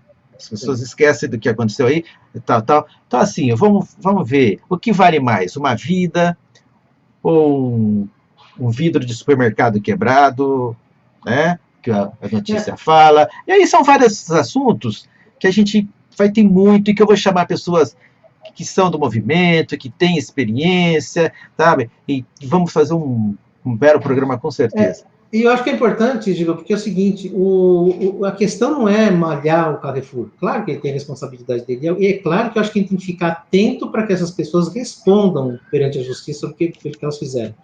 Mas a discussão não é com o Carrefour, nós temos isso embutido na nossa cultura, e é isso que a gente tem que discutir, não é essa loja ou é a outra, porque tem a loja de sapato também do centro ali que faz, então a gente precisa discutir de uma forma ampla, e também acho que essa ideia da violência tem que acabar, não podemos reagir com violência com isso, pelo contrário. Aí, depois que terminar aqui as fotos, você me lembra que eu esqueci de um fato que eu queria fazer até a ligação com isso, que é uma data que eu esqueci, que está aqui, para falar hoje. Na minha cabeça você falou, não me deixe esquecer, eu deixei. Hein? Então, eu esqueci, e que tem a ver com esse assunto, tá? Tem a ver com esse assunto. Sim. A gente pode até lá falar um pouquinho rapidamente desse assunto. Eu, infelizmente, passei na DFM, mas vou voltar, porque para não deixar passar. Cuca, vamos lá. Próxima foto tem, inclusive, muita coisa a ver, né? Sim. Meninas etíopes brincam na cidade de Bahia, na Etiópia, né? Foto do Eduardo Soteras, da France Press. France Press anda dando show um atrás do outro, assim, os fotógrafos deles, né? E essa foto tem, assim, eu achei interessante pegar isso para ver como elas estão do lado de fora de uma igreja aqui, inclusive, né? É o que dizia a matéria. Então, primeiro essa ideia delas estarem do lado de fora, né? E aquela luz que está entrando ali, que provavelmente não é do sol, porque elas estão do lado de fora, mas é uma lâmpada, alguma coisa, e que provoca aquele efeito, né? Que parece uma coisa meio de sagrado, que vem lá de dentro e se derrama sobre as crianças ali, né? São crianças que estão do lado de fora, dá uma ideia de exclusão do lado de fora, mas elas têm essa iluminação, né? Foto fantástica. Isso mostra como é importante, na hora de fazer uma foto, a gente prestar atenção que, assim, 10 centímetros, se o fotógrafo fosse para a esquerda ou para a direita, esse efeito desapareceria. Ele soube achar esse ângulo para conseguir esse efeito de luz. Foi muito bacana, muito bacana. Uma foto bem muito bem, uma composição muito bem feita, né? Composição muito Sim, bem feita. Muito a bem figura feita. principal está aqui à esquerda, deve ser a mãe, provavelmente, né? É uma jovem mãe, né? E aí, Ou talvez irmã mais velha. uma irmã mais velha, mas pode ser, né? Mais velha. Legal, legal. Opa, deixa eu voltar aqui. Gente, não esqueçam, aproveitar aqui, de entrar no nosso, mandar os comentários, se inscrever no canal, as notificações. Também hoje, durante o programa, tem o vídeo aí do Cuca Jorge, da oficina, de vocês entrarem em contato. Eu vou deixar no link aqui embaixo do YouTube, para entrar no YouTube do Cuca Jorge, lá do Despertar do Olhar, para vocês irem lá. E novidades também para frente aí, viu, Giba? Em breve. Isso, vai contar aqui para a gente. Novidades novas. Tá? Então, por favor, vamos então para outra foto. Tchau. Fantástico, né? Soldados armênios patrulham posto de controle fora de Agdan, no Azerbaijão. Foto da Karim Minazia, da France Press de novo, né? Os caras não são fracos, não. Essa foto, então, ela tem uma beleza, porque são militares, eles estão fazendo patrulhamento, é uma cena tensa sempre, porque são militares armados, não é um jardim da infância, os caras estão armados. E a foto é toda escura, né? Então, todo o ambiente é escuro, não tem rostos, está tudo em silhueta. Esses soldados em primeiro plano, eles podem estar de costa para a foto, mas podem estar de frente também, a gente não sabe, porque está em silhueta. Então, tudo ali desapareceu. E lá atrás tem um foco de luz bem atrás daquele soldado que forma uma silhueta bem forte. Olha que interessante, né? A história que a gente fala de composição dos terços e tal, que o cara não seguiu, ele deixou a imagem principal no centro e de lá irradiou. Mas a gente nota como é importante a gente explorar a linguagem, que a gente pode escapar de princípios estéticos e criar uma estética fora daquilo que a gente está convencionado a entender. Mas aquela luz, ela ilumina efetivamente a foto, mas só no centro. A parte obscura da foto continua escura. Muito bem sacado, gente. Tá. Muito bem. Tem mais uma foto. Agora eu selecionei umas fotos aqui, Cuca, que não é assim esteticamente maravilhosa, mas essa tem a ver com lockdown, né, em Portugal. Olha só, uma rua principal de Lisboa, se eu não me engano, aí, praticamente sem ninguém na rua, e dizendo que...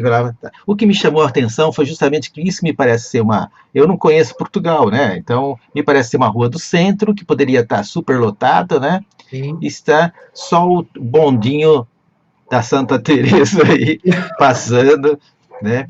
Me chamou muita atenção para lembrar, e para colocar do Covid, e para lembrar que o Covid está aí, né?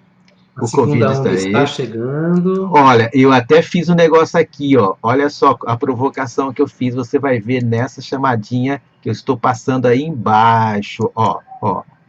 Olha no final. Use máscara. Se você não respeita a sua vida, respeite a de outros ou de outras, tá? Pessoas. Tá. Mas sabe qual é o problema, Giba? Que muita gente acredita que não existe essa doença, que é só uma invenção. É uma invenção. Eu não sei de onde tiraram essa ideia, estapafúrdia. Aqui em Socorro, a gente vê as pessoas já estão todos andando na rua, sem máscara, acabou. Não sei como acabou, porque não tem Nada que se possa fazer com ela acabar. Infelizmente. É esse o grande absurdo. Bom, e essa foto, Cuca, eu te tirei mais para mostrar o que é.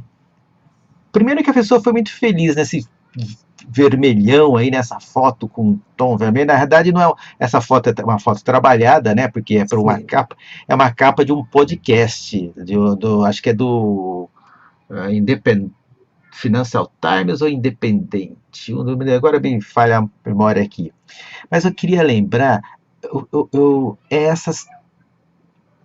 a menina passando, né, com a máscara, né, o celular na mão. Isso é sociedade de espetáculo, Cuca Jorge. Na sua pura expressão. Essa foto é muito deliciosa, porque ela está falando lá dos filmes, dos espetáculos musicais, né? Olha lá, o Chicago com a Erika James, o Harry Potter e a Frozen, né? Tem as figuras imaginárias ali, que é a Frozen, que é o Harry Potter, né? São fictícios, né? Então, que a gente tem que lembrar que as coisas estão aí, né? E que isso é uma sociedade do espetáculo, é uma coisa muito impressionante isso, né? A gente está vivendo uma sociedade do espetáculo e essa foto me chamou muita atenção. Mas, agora o que me chamou a atenção mesmo foi essa daqui. Porque é o seguinte, né?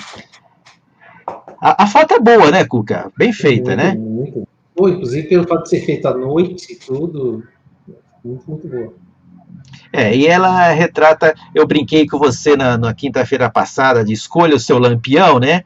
Aí o rapaz já veio com uma proposta de lampião aí na mão. Olha, é uma vela, um gargalo de garrafa PET. PET, né? É um lampião, ó. Volta do lampião.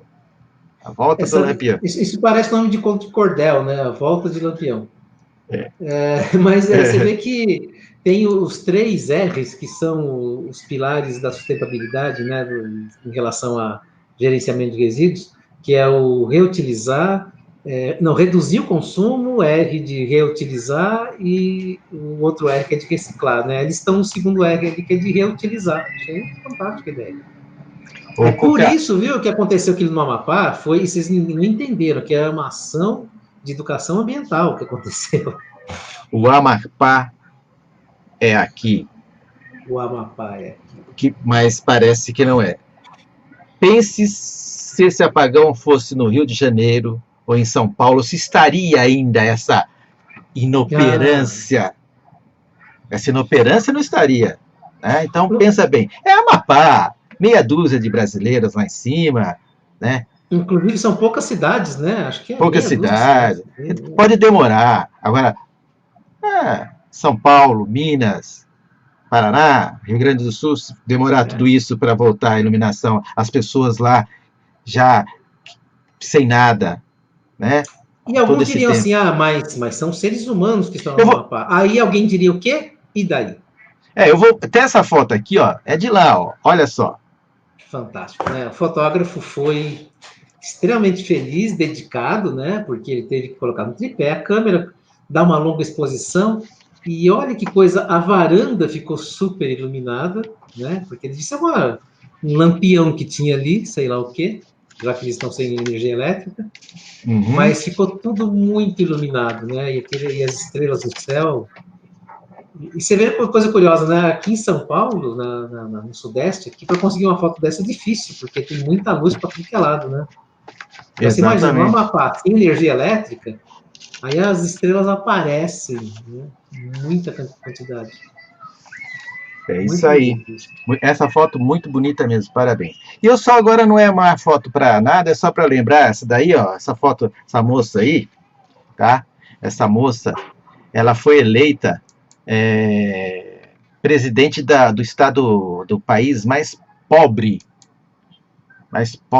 da Europa, da Moldávia, a Maia Sandu, foi eleita agora essa semana, né, presidente. Ela ganhou de um cara lá que estava há muito tempo lá, um cara que é apoiador do pró-Putin. Pró-Putin, né? Ela não é de esquerda, tá, gente? Não é de esquerda, ela é de centro-direita, considerada de centro-direita. Mas a eleição dela foi muito bem recebida pela comunidade europeia, né? Então, assim, para até Mais tentar uma tirar... mulher. E mais uma mulher. Então, assim, independente da questão, mais uma mulher no poder na Europa. A Europa está dando exemplo, né? Não importa. A gente tem alguns casos que é bom mulher não ser presidente. Por exemplo, na França. Porque a mulher lá na França que quer ser presidente é complicado, né? É filha de um outro que... elas estão lá, né? Então, Mas sabe que é uma coisa curiosa, né? Que às vezes a gente fica assim, que tem que ser mulher, tem que ser gay, tem que ser negro. Não é isso que define não. só, né? As oportunidades tem que ser iguais, tem que... Isso é uma boa discussão. Bom, Cuca, enquanto você se prepara, você está preparado para ir pro coisa? Senão, eu esqueci. Deixa eu falar então aqui, deixa eu voltar. Manda. Não se esqueça de se inscrever, né, no canal do Giba. Aí, enquanto olha só que bonito, inscreva-se e a gente está para trás. Aí, olha como fica a imagem. Que bacana. Agora, melhorou, olha só. Melhorou, né? Não se esqueça de defender sempre o SUS, né? O SUS. Defenda sempre o SUS. Mas eu estava cometendo um agafe de efemérides. Essa daqui, Cuca, 22 de novembro. Importante. Você lembra? O que foi? Sabe quem foi esse sujeito?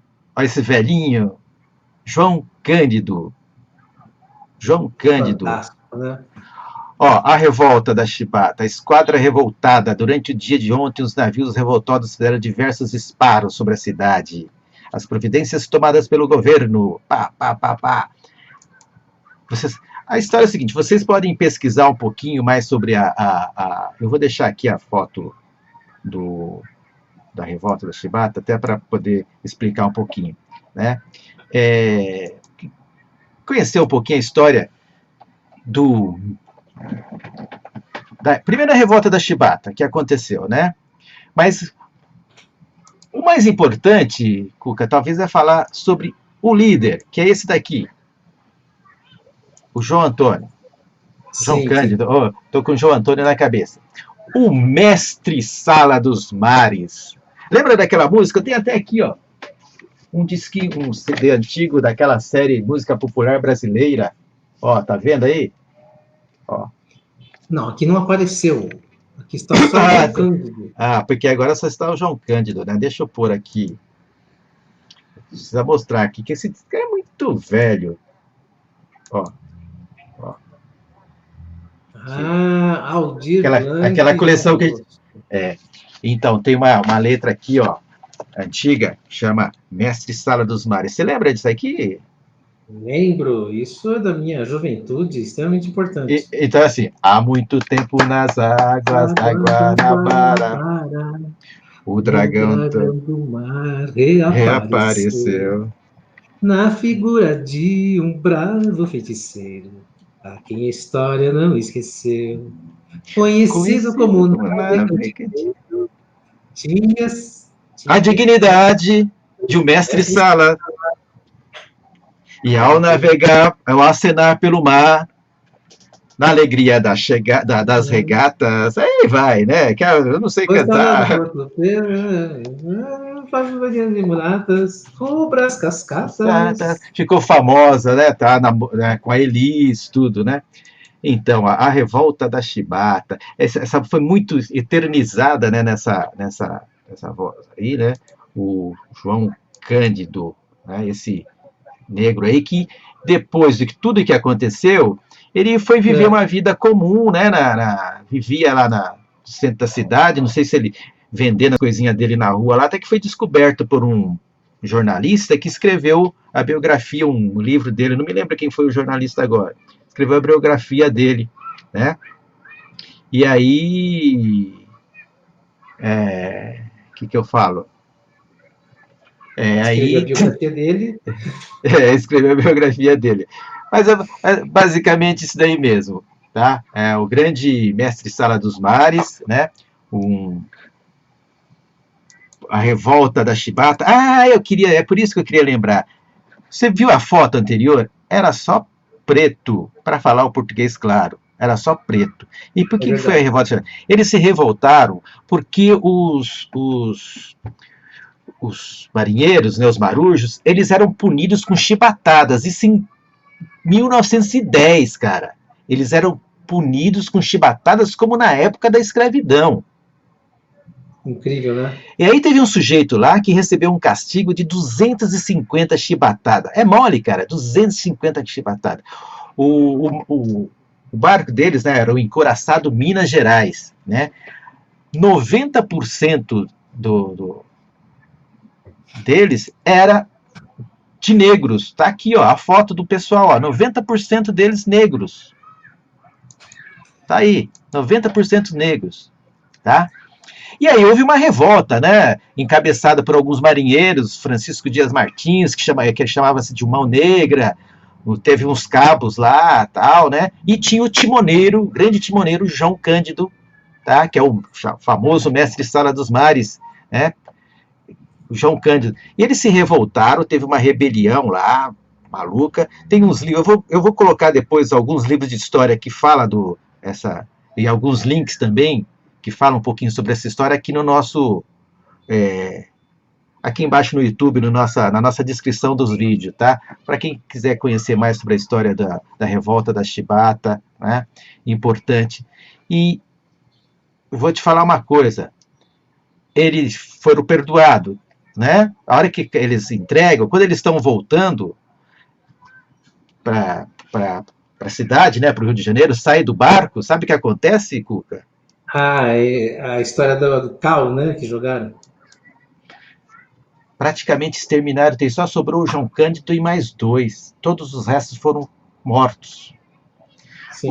O João Cândido foi viver escondido durante muito tempo e só foi redescoberto depois. Eu não me lembro quem é o nome do cara que fez a história dele. É impressionante. É uma história para se ver, para se ler e para lembrar dessa coisa do Brasil. E isso Mas parece que a morte deles, inclusive, eles jogaram cal na cela, que era provável. o pretexto que era para higienizar a cela, só que eles passaram mais de um dia dentro da cela com aquele monte de cal e que asfixiou, né? Eles não conseguiam respirar e morreram. Foi um assassinato mesmo. Um assassinato. Cuca, antes da pílulas, vamos para o... Eu tô invertendo tudo hoje aqui. Vamos Inverta.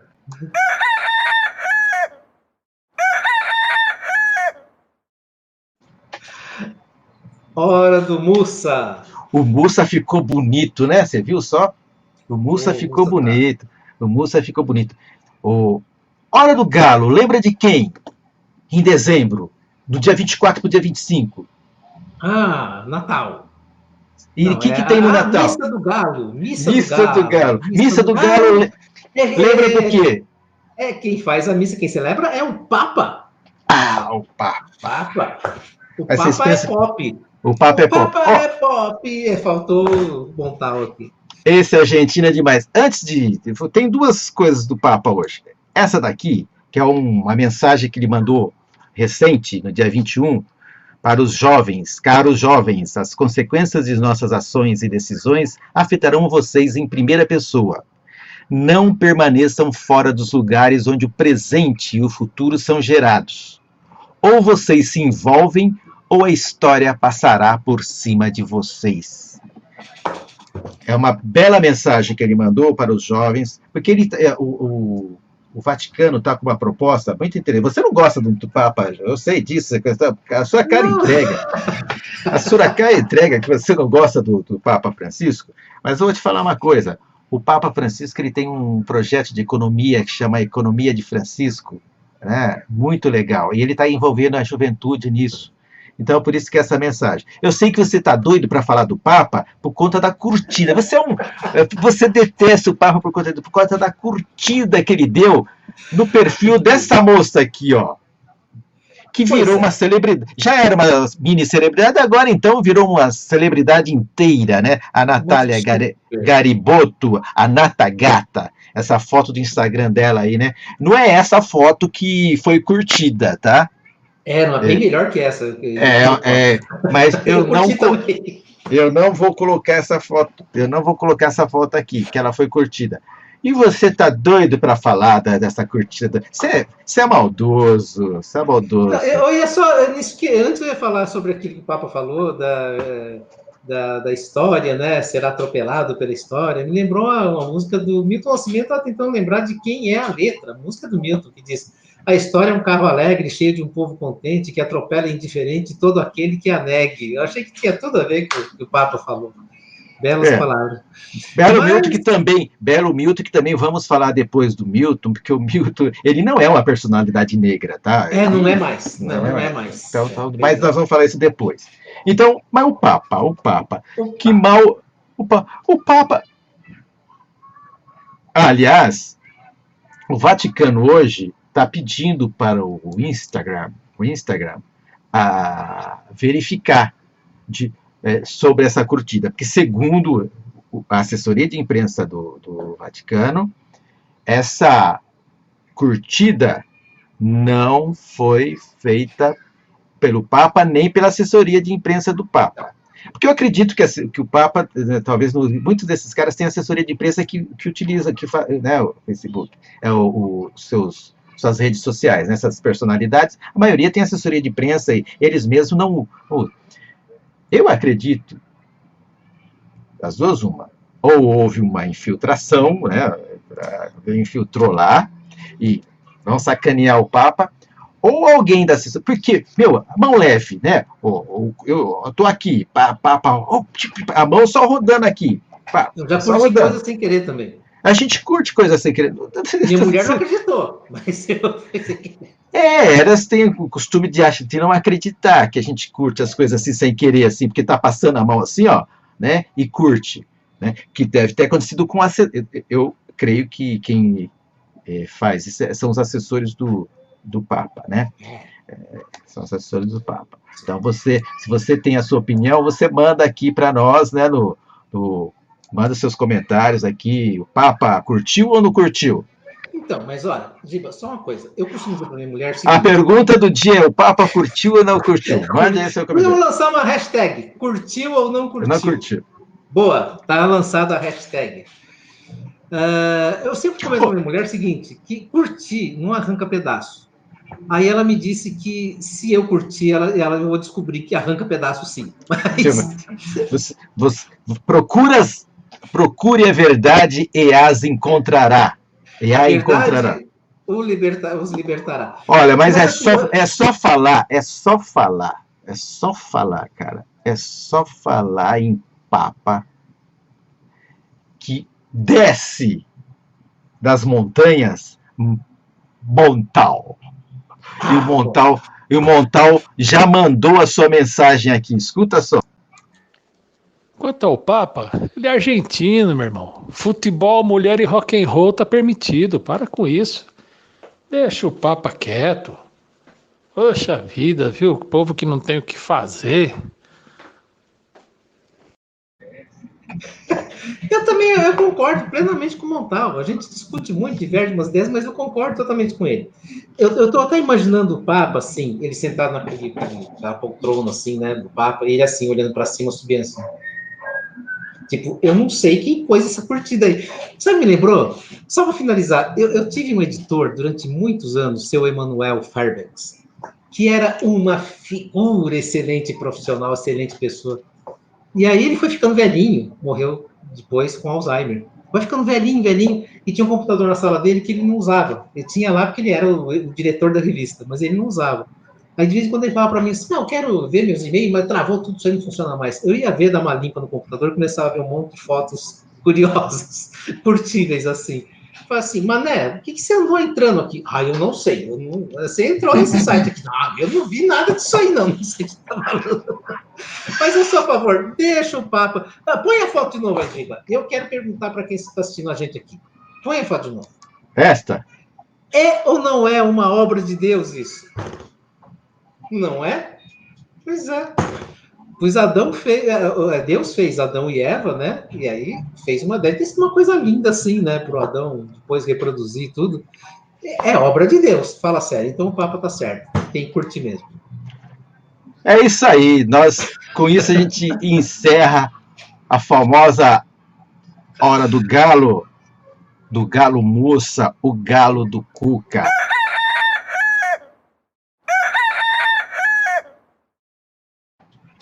Esse galo O nunca mais galo- ficar tão famoso. Esse galo, com certeza, ele curte esse tipo de fotos aí, esse tipo de Instagram. Ele Instagram. curte, ele curte.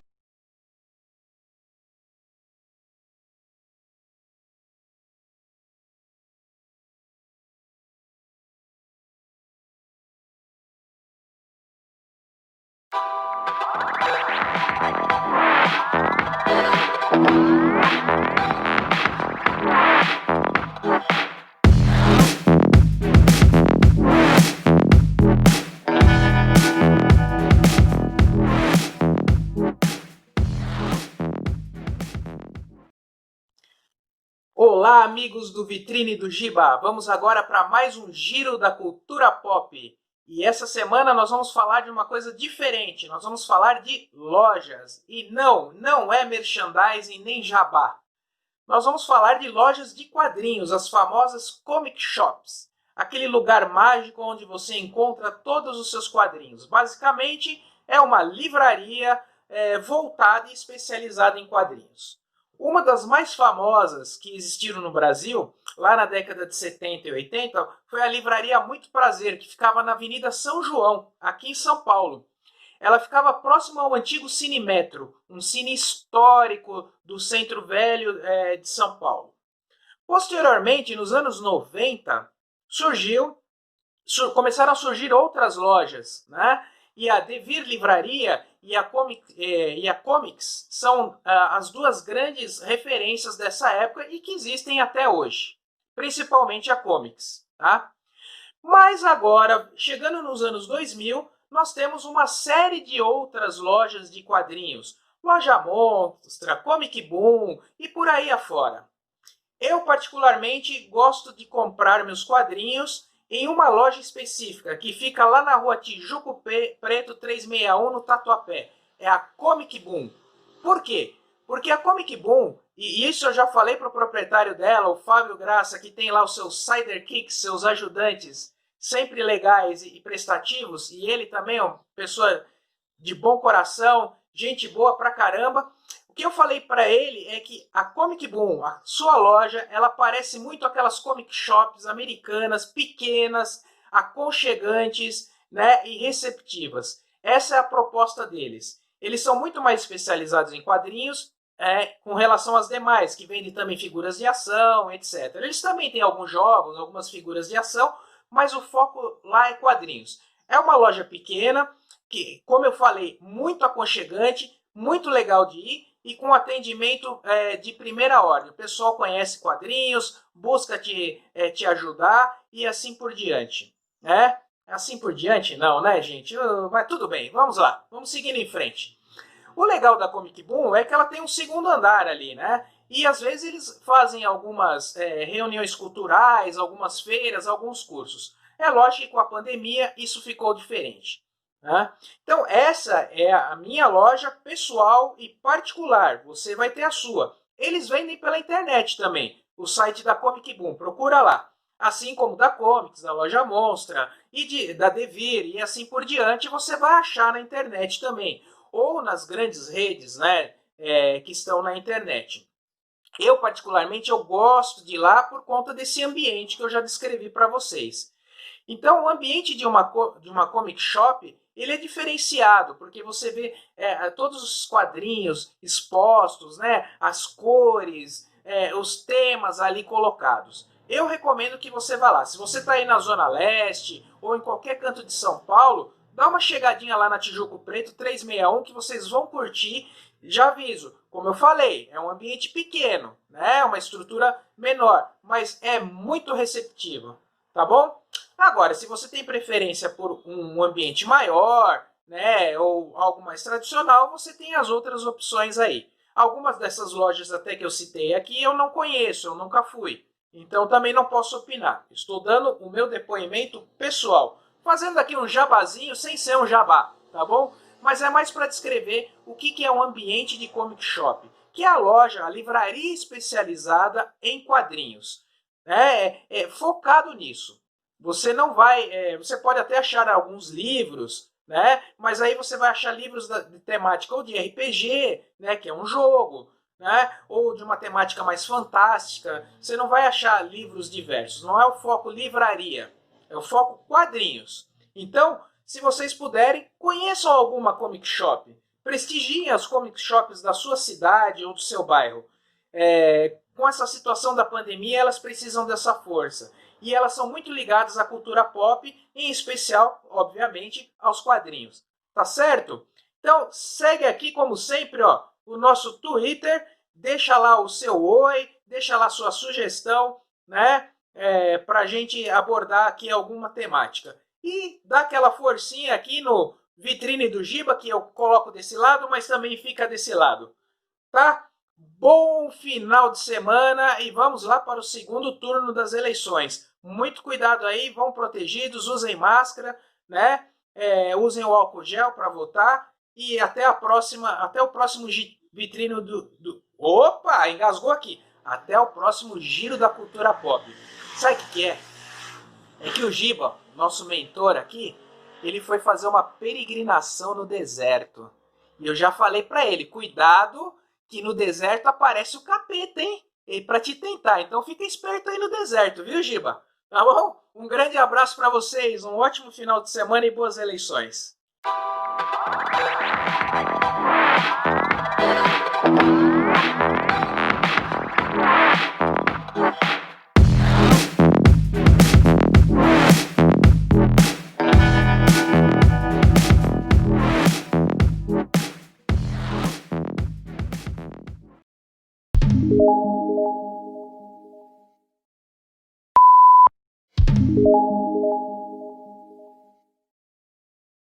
Vamos com as pílulas.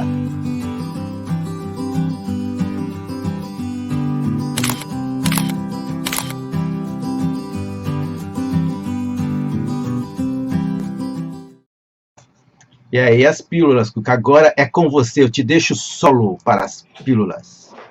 Então, hoje eu vou falar, eu disse que ia começar uma série sobre ajustes do celular que são interessantes, e já vou falar sobre uma coisa que pouca gente conhece, é que o celular ele faz a foto no automático, geralmente o pessoal faz no automático.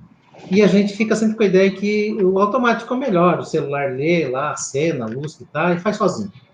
Mas ele faz o melhor de acordo com um critério dele, não dele, o celular como ser humano pensante, mas como um modelo matemático que tem lá dentro dele um programa que decide, por conta dele, o que é melhor fazer.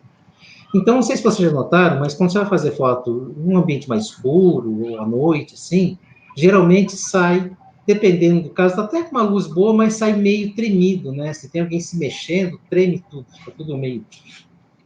Porque tem uma coisa, o ISO, que é a sensibilidade, que é a quantidade de luz que o sensor consegue receber, ele é variável. E quanto maior o número do ISO, mais sensível ele é, mas pode dar aquele defeito que a gente chama de ruído, que são pontos de cor diferente que aparecem na foto, e que às vezes não fica muito bom. Por precaução, o programa sempre faz isso aqui. Ó. Vamos compartilhar a tela do nosso celular aqui.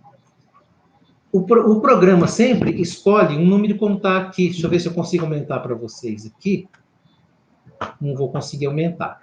Mas o númerozinho que aparece aqui em azul, que é 100, é um ISO bem baixinho, né?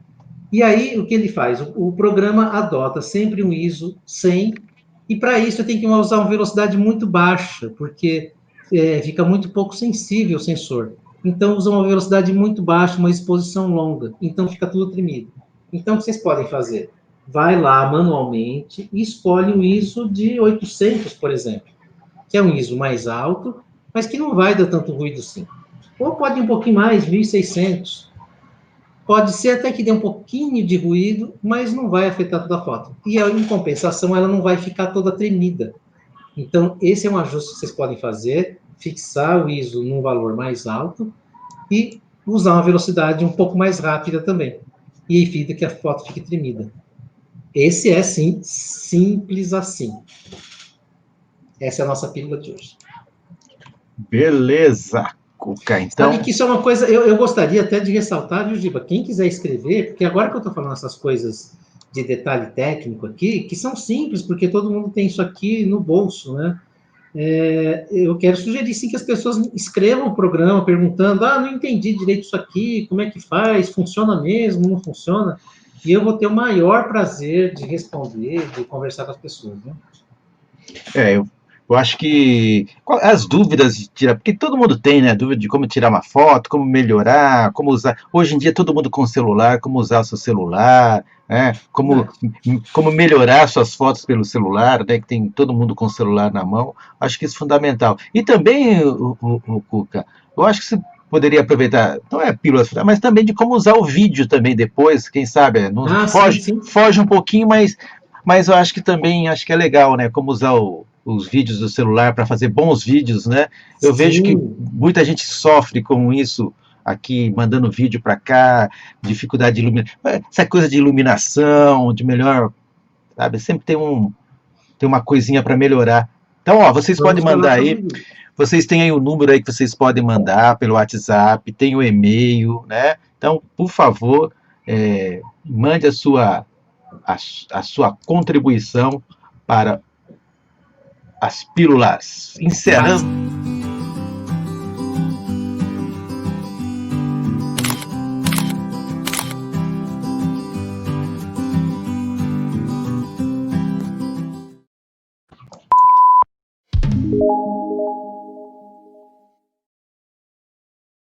Deu joinha. Deu joinha, né, Cuca? Deu joinha.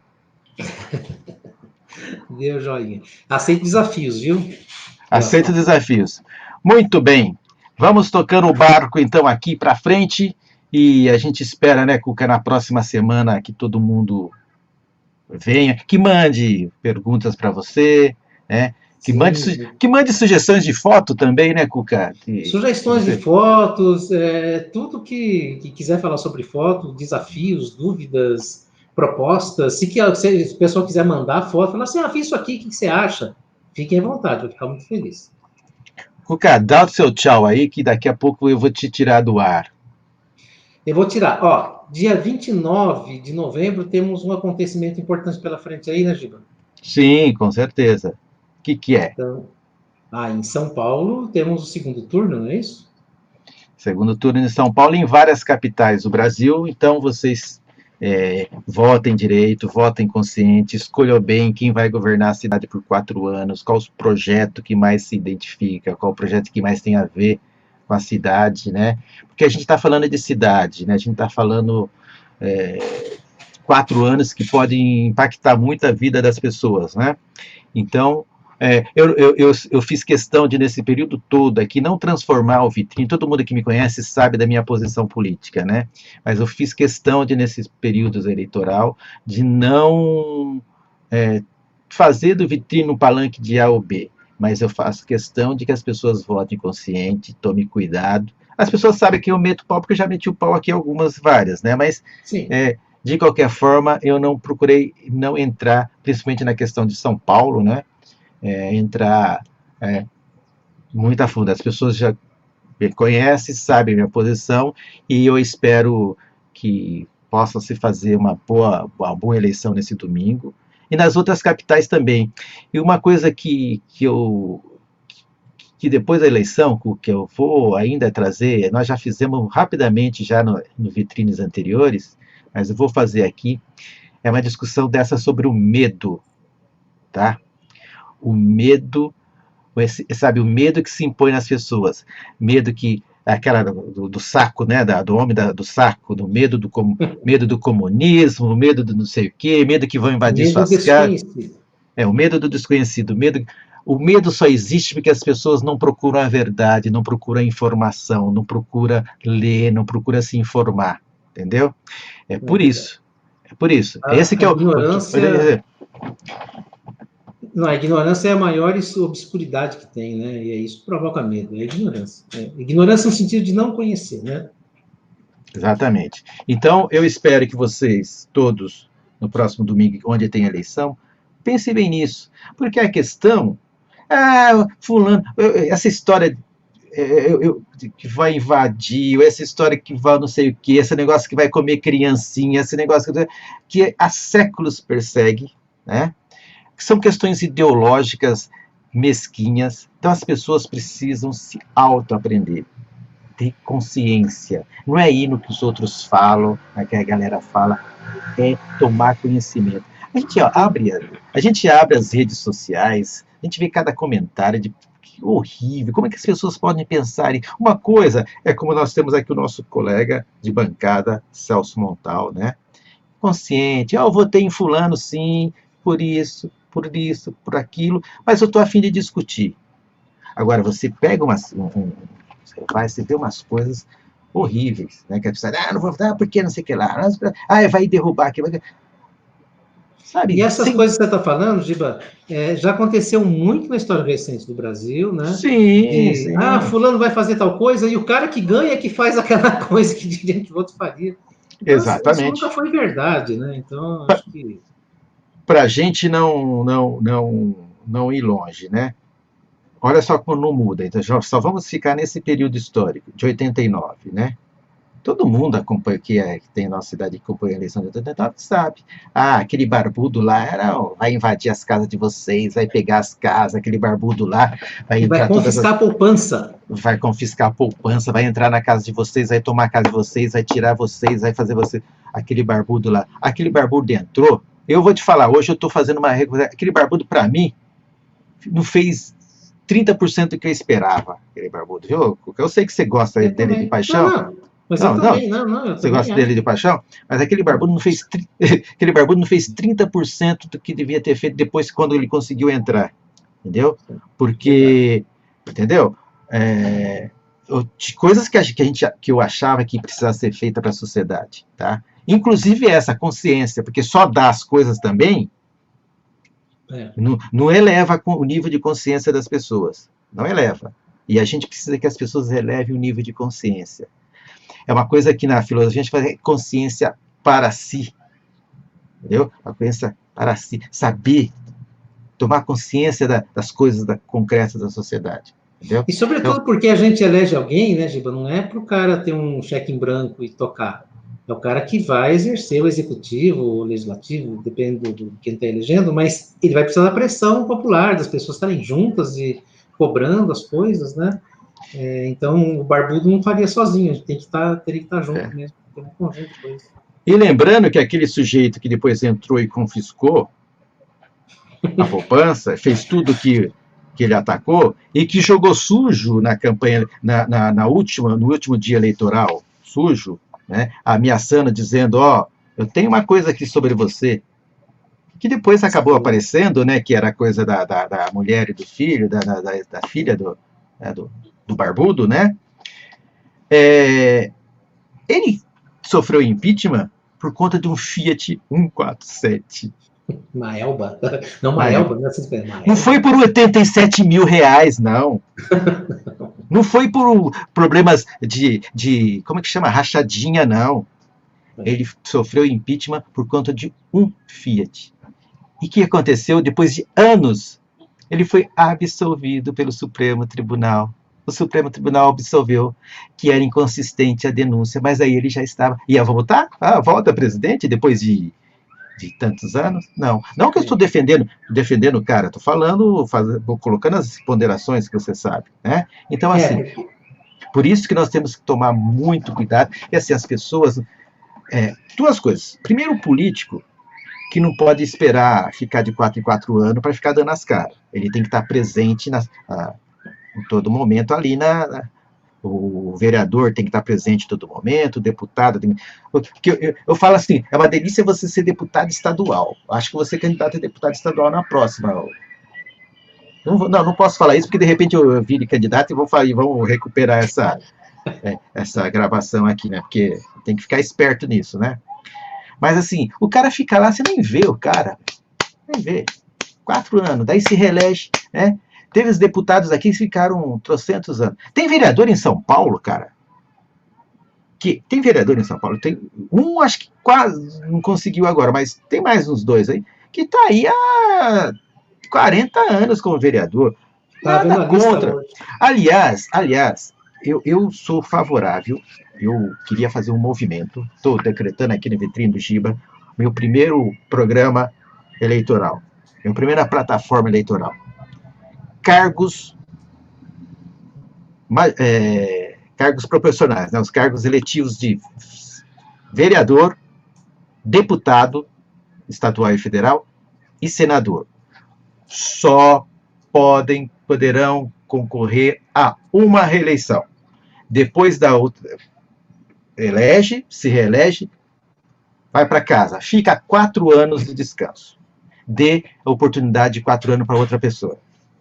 Porque essa pessoa vai tentar depois também fazer a reeleição, né? Então, depois volta.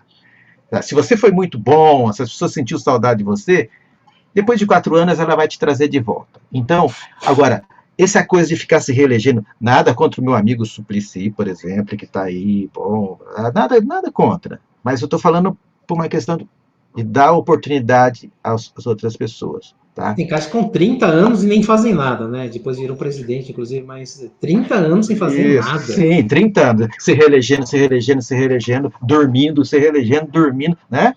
E acabar com isso. Vendo, então, assim, em São Paulo mesmo, Giba, a história de famílias, né? Que agora já tem segundas gerações de alguns caras em São Paulo. Os filhos já vão, depois vão os netos. Então, isso também. Então, essa pessoa vai falar, pô, mas, não, filho...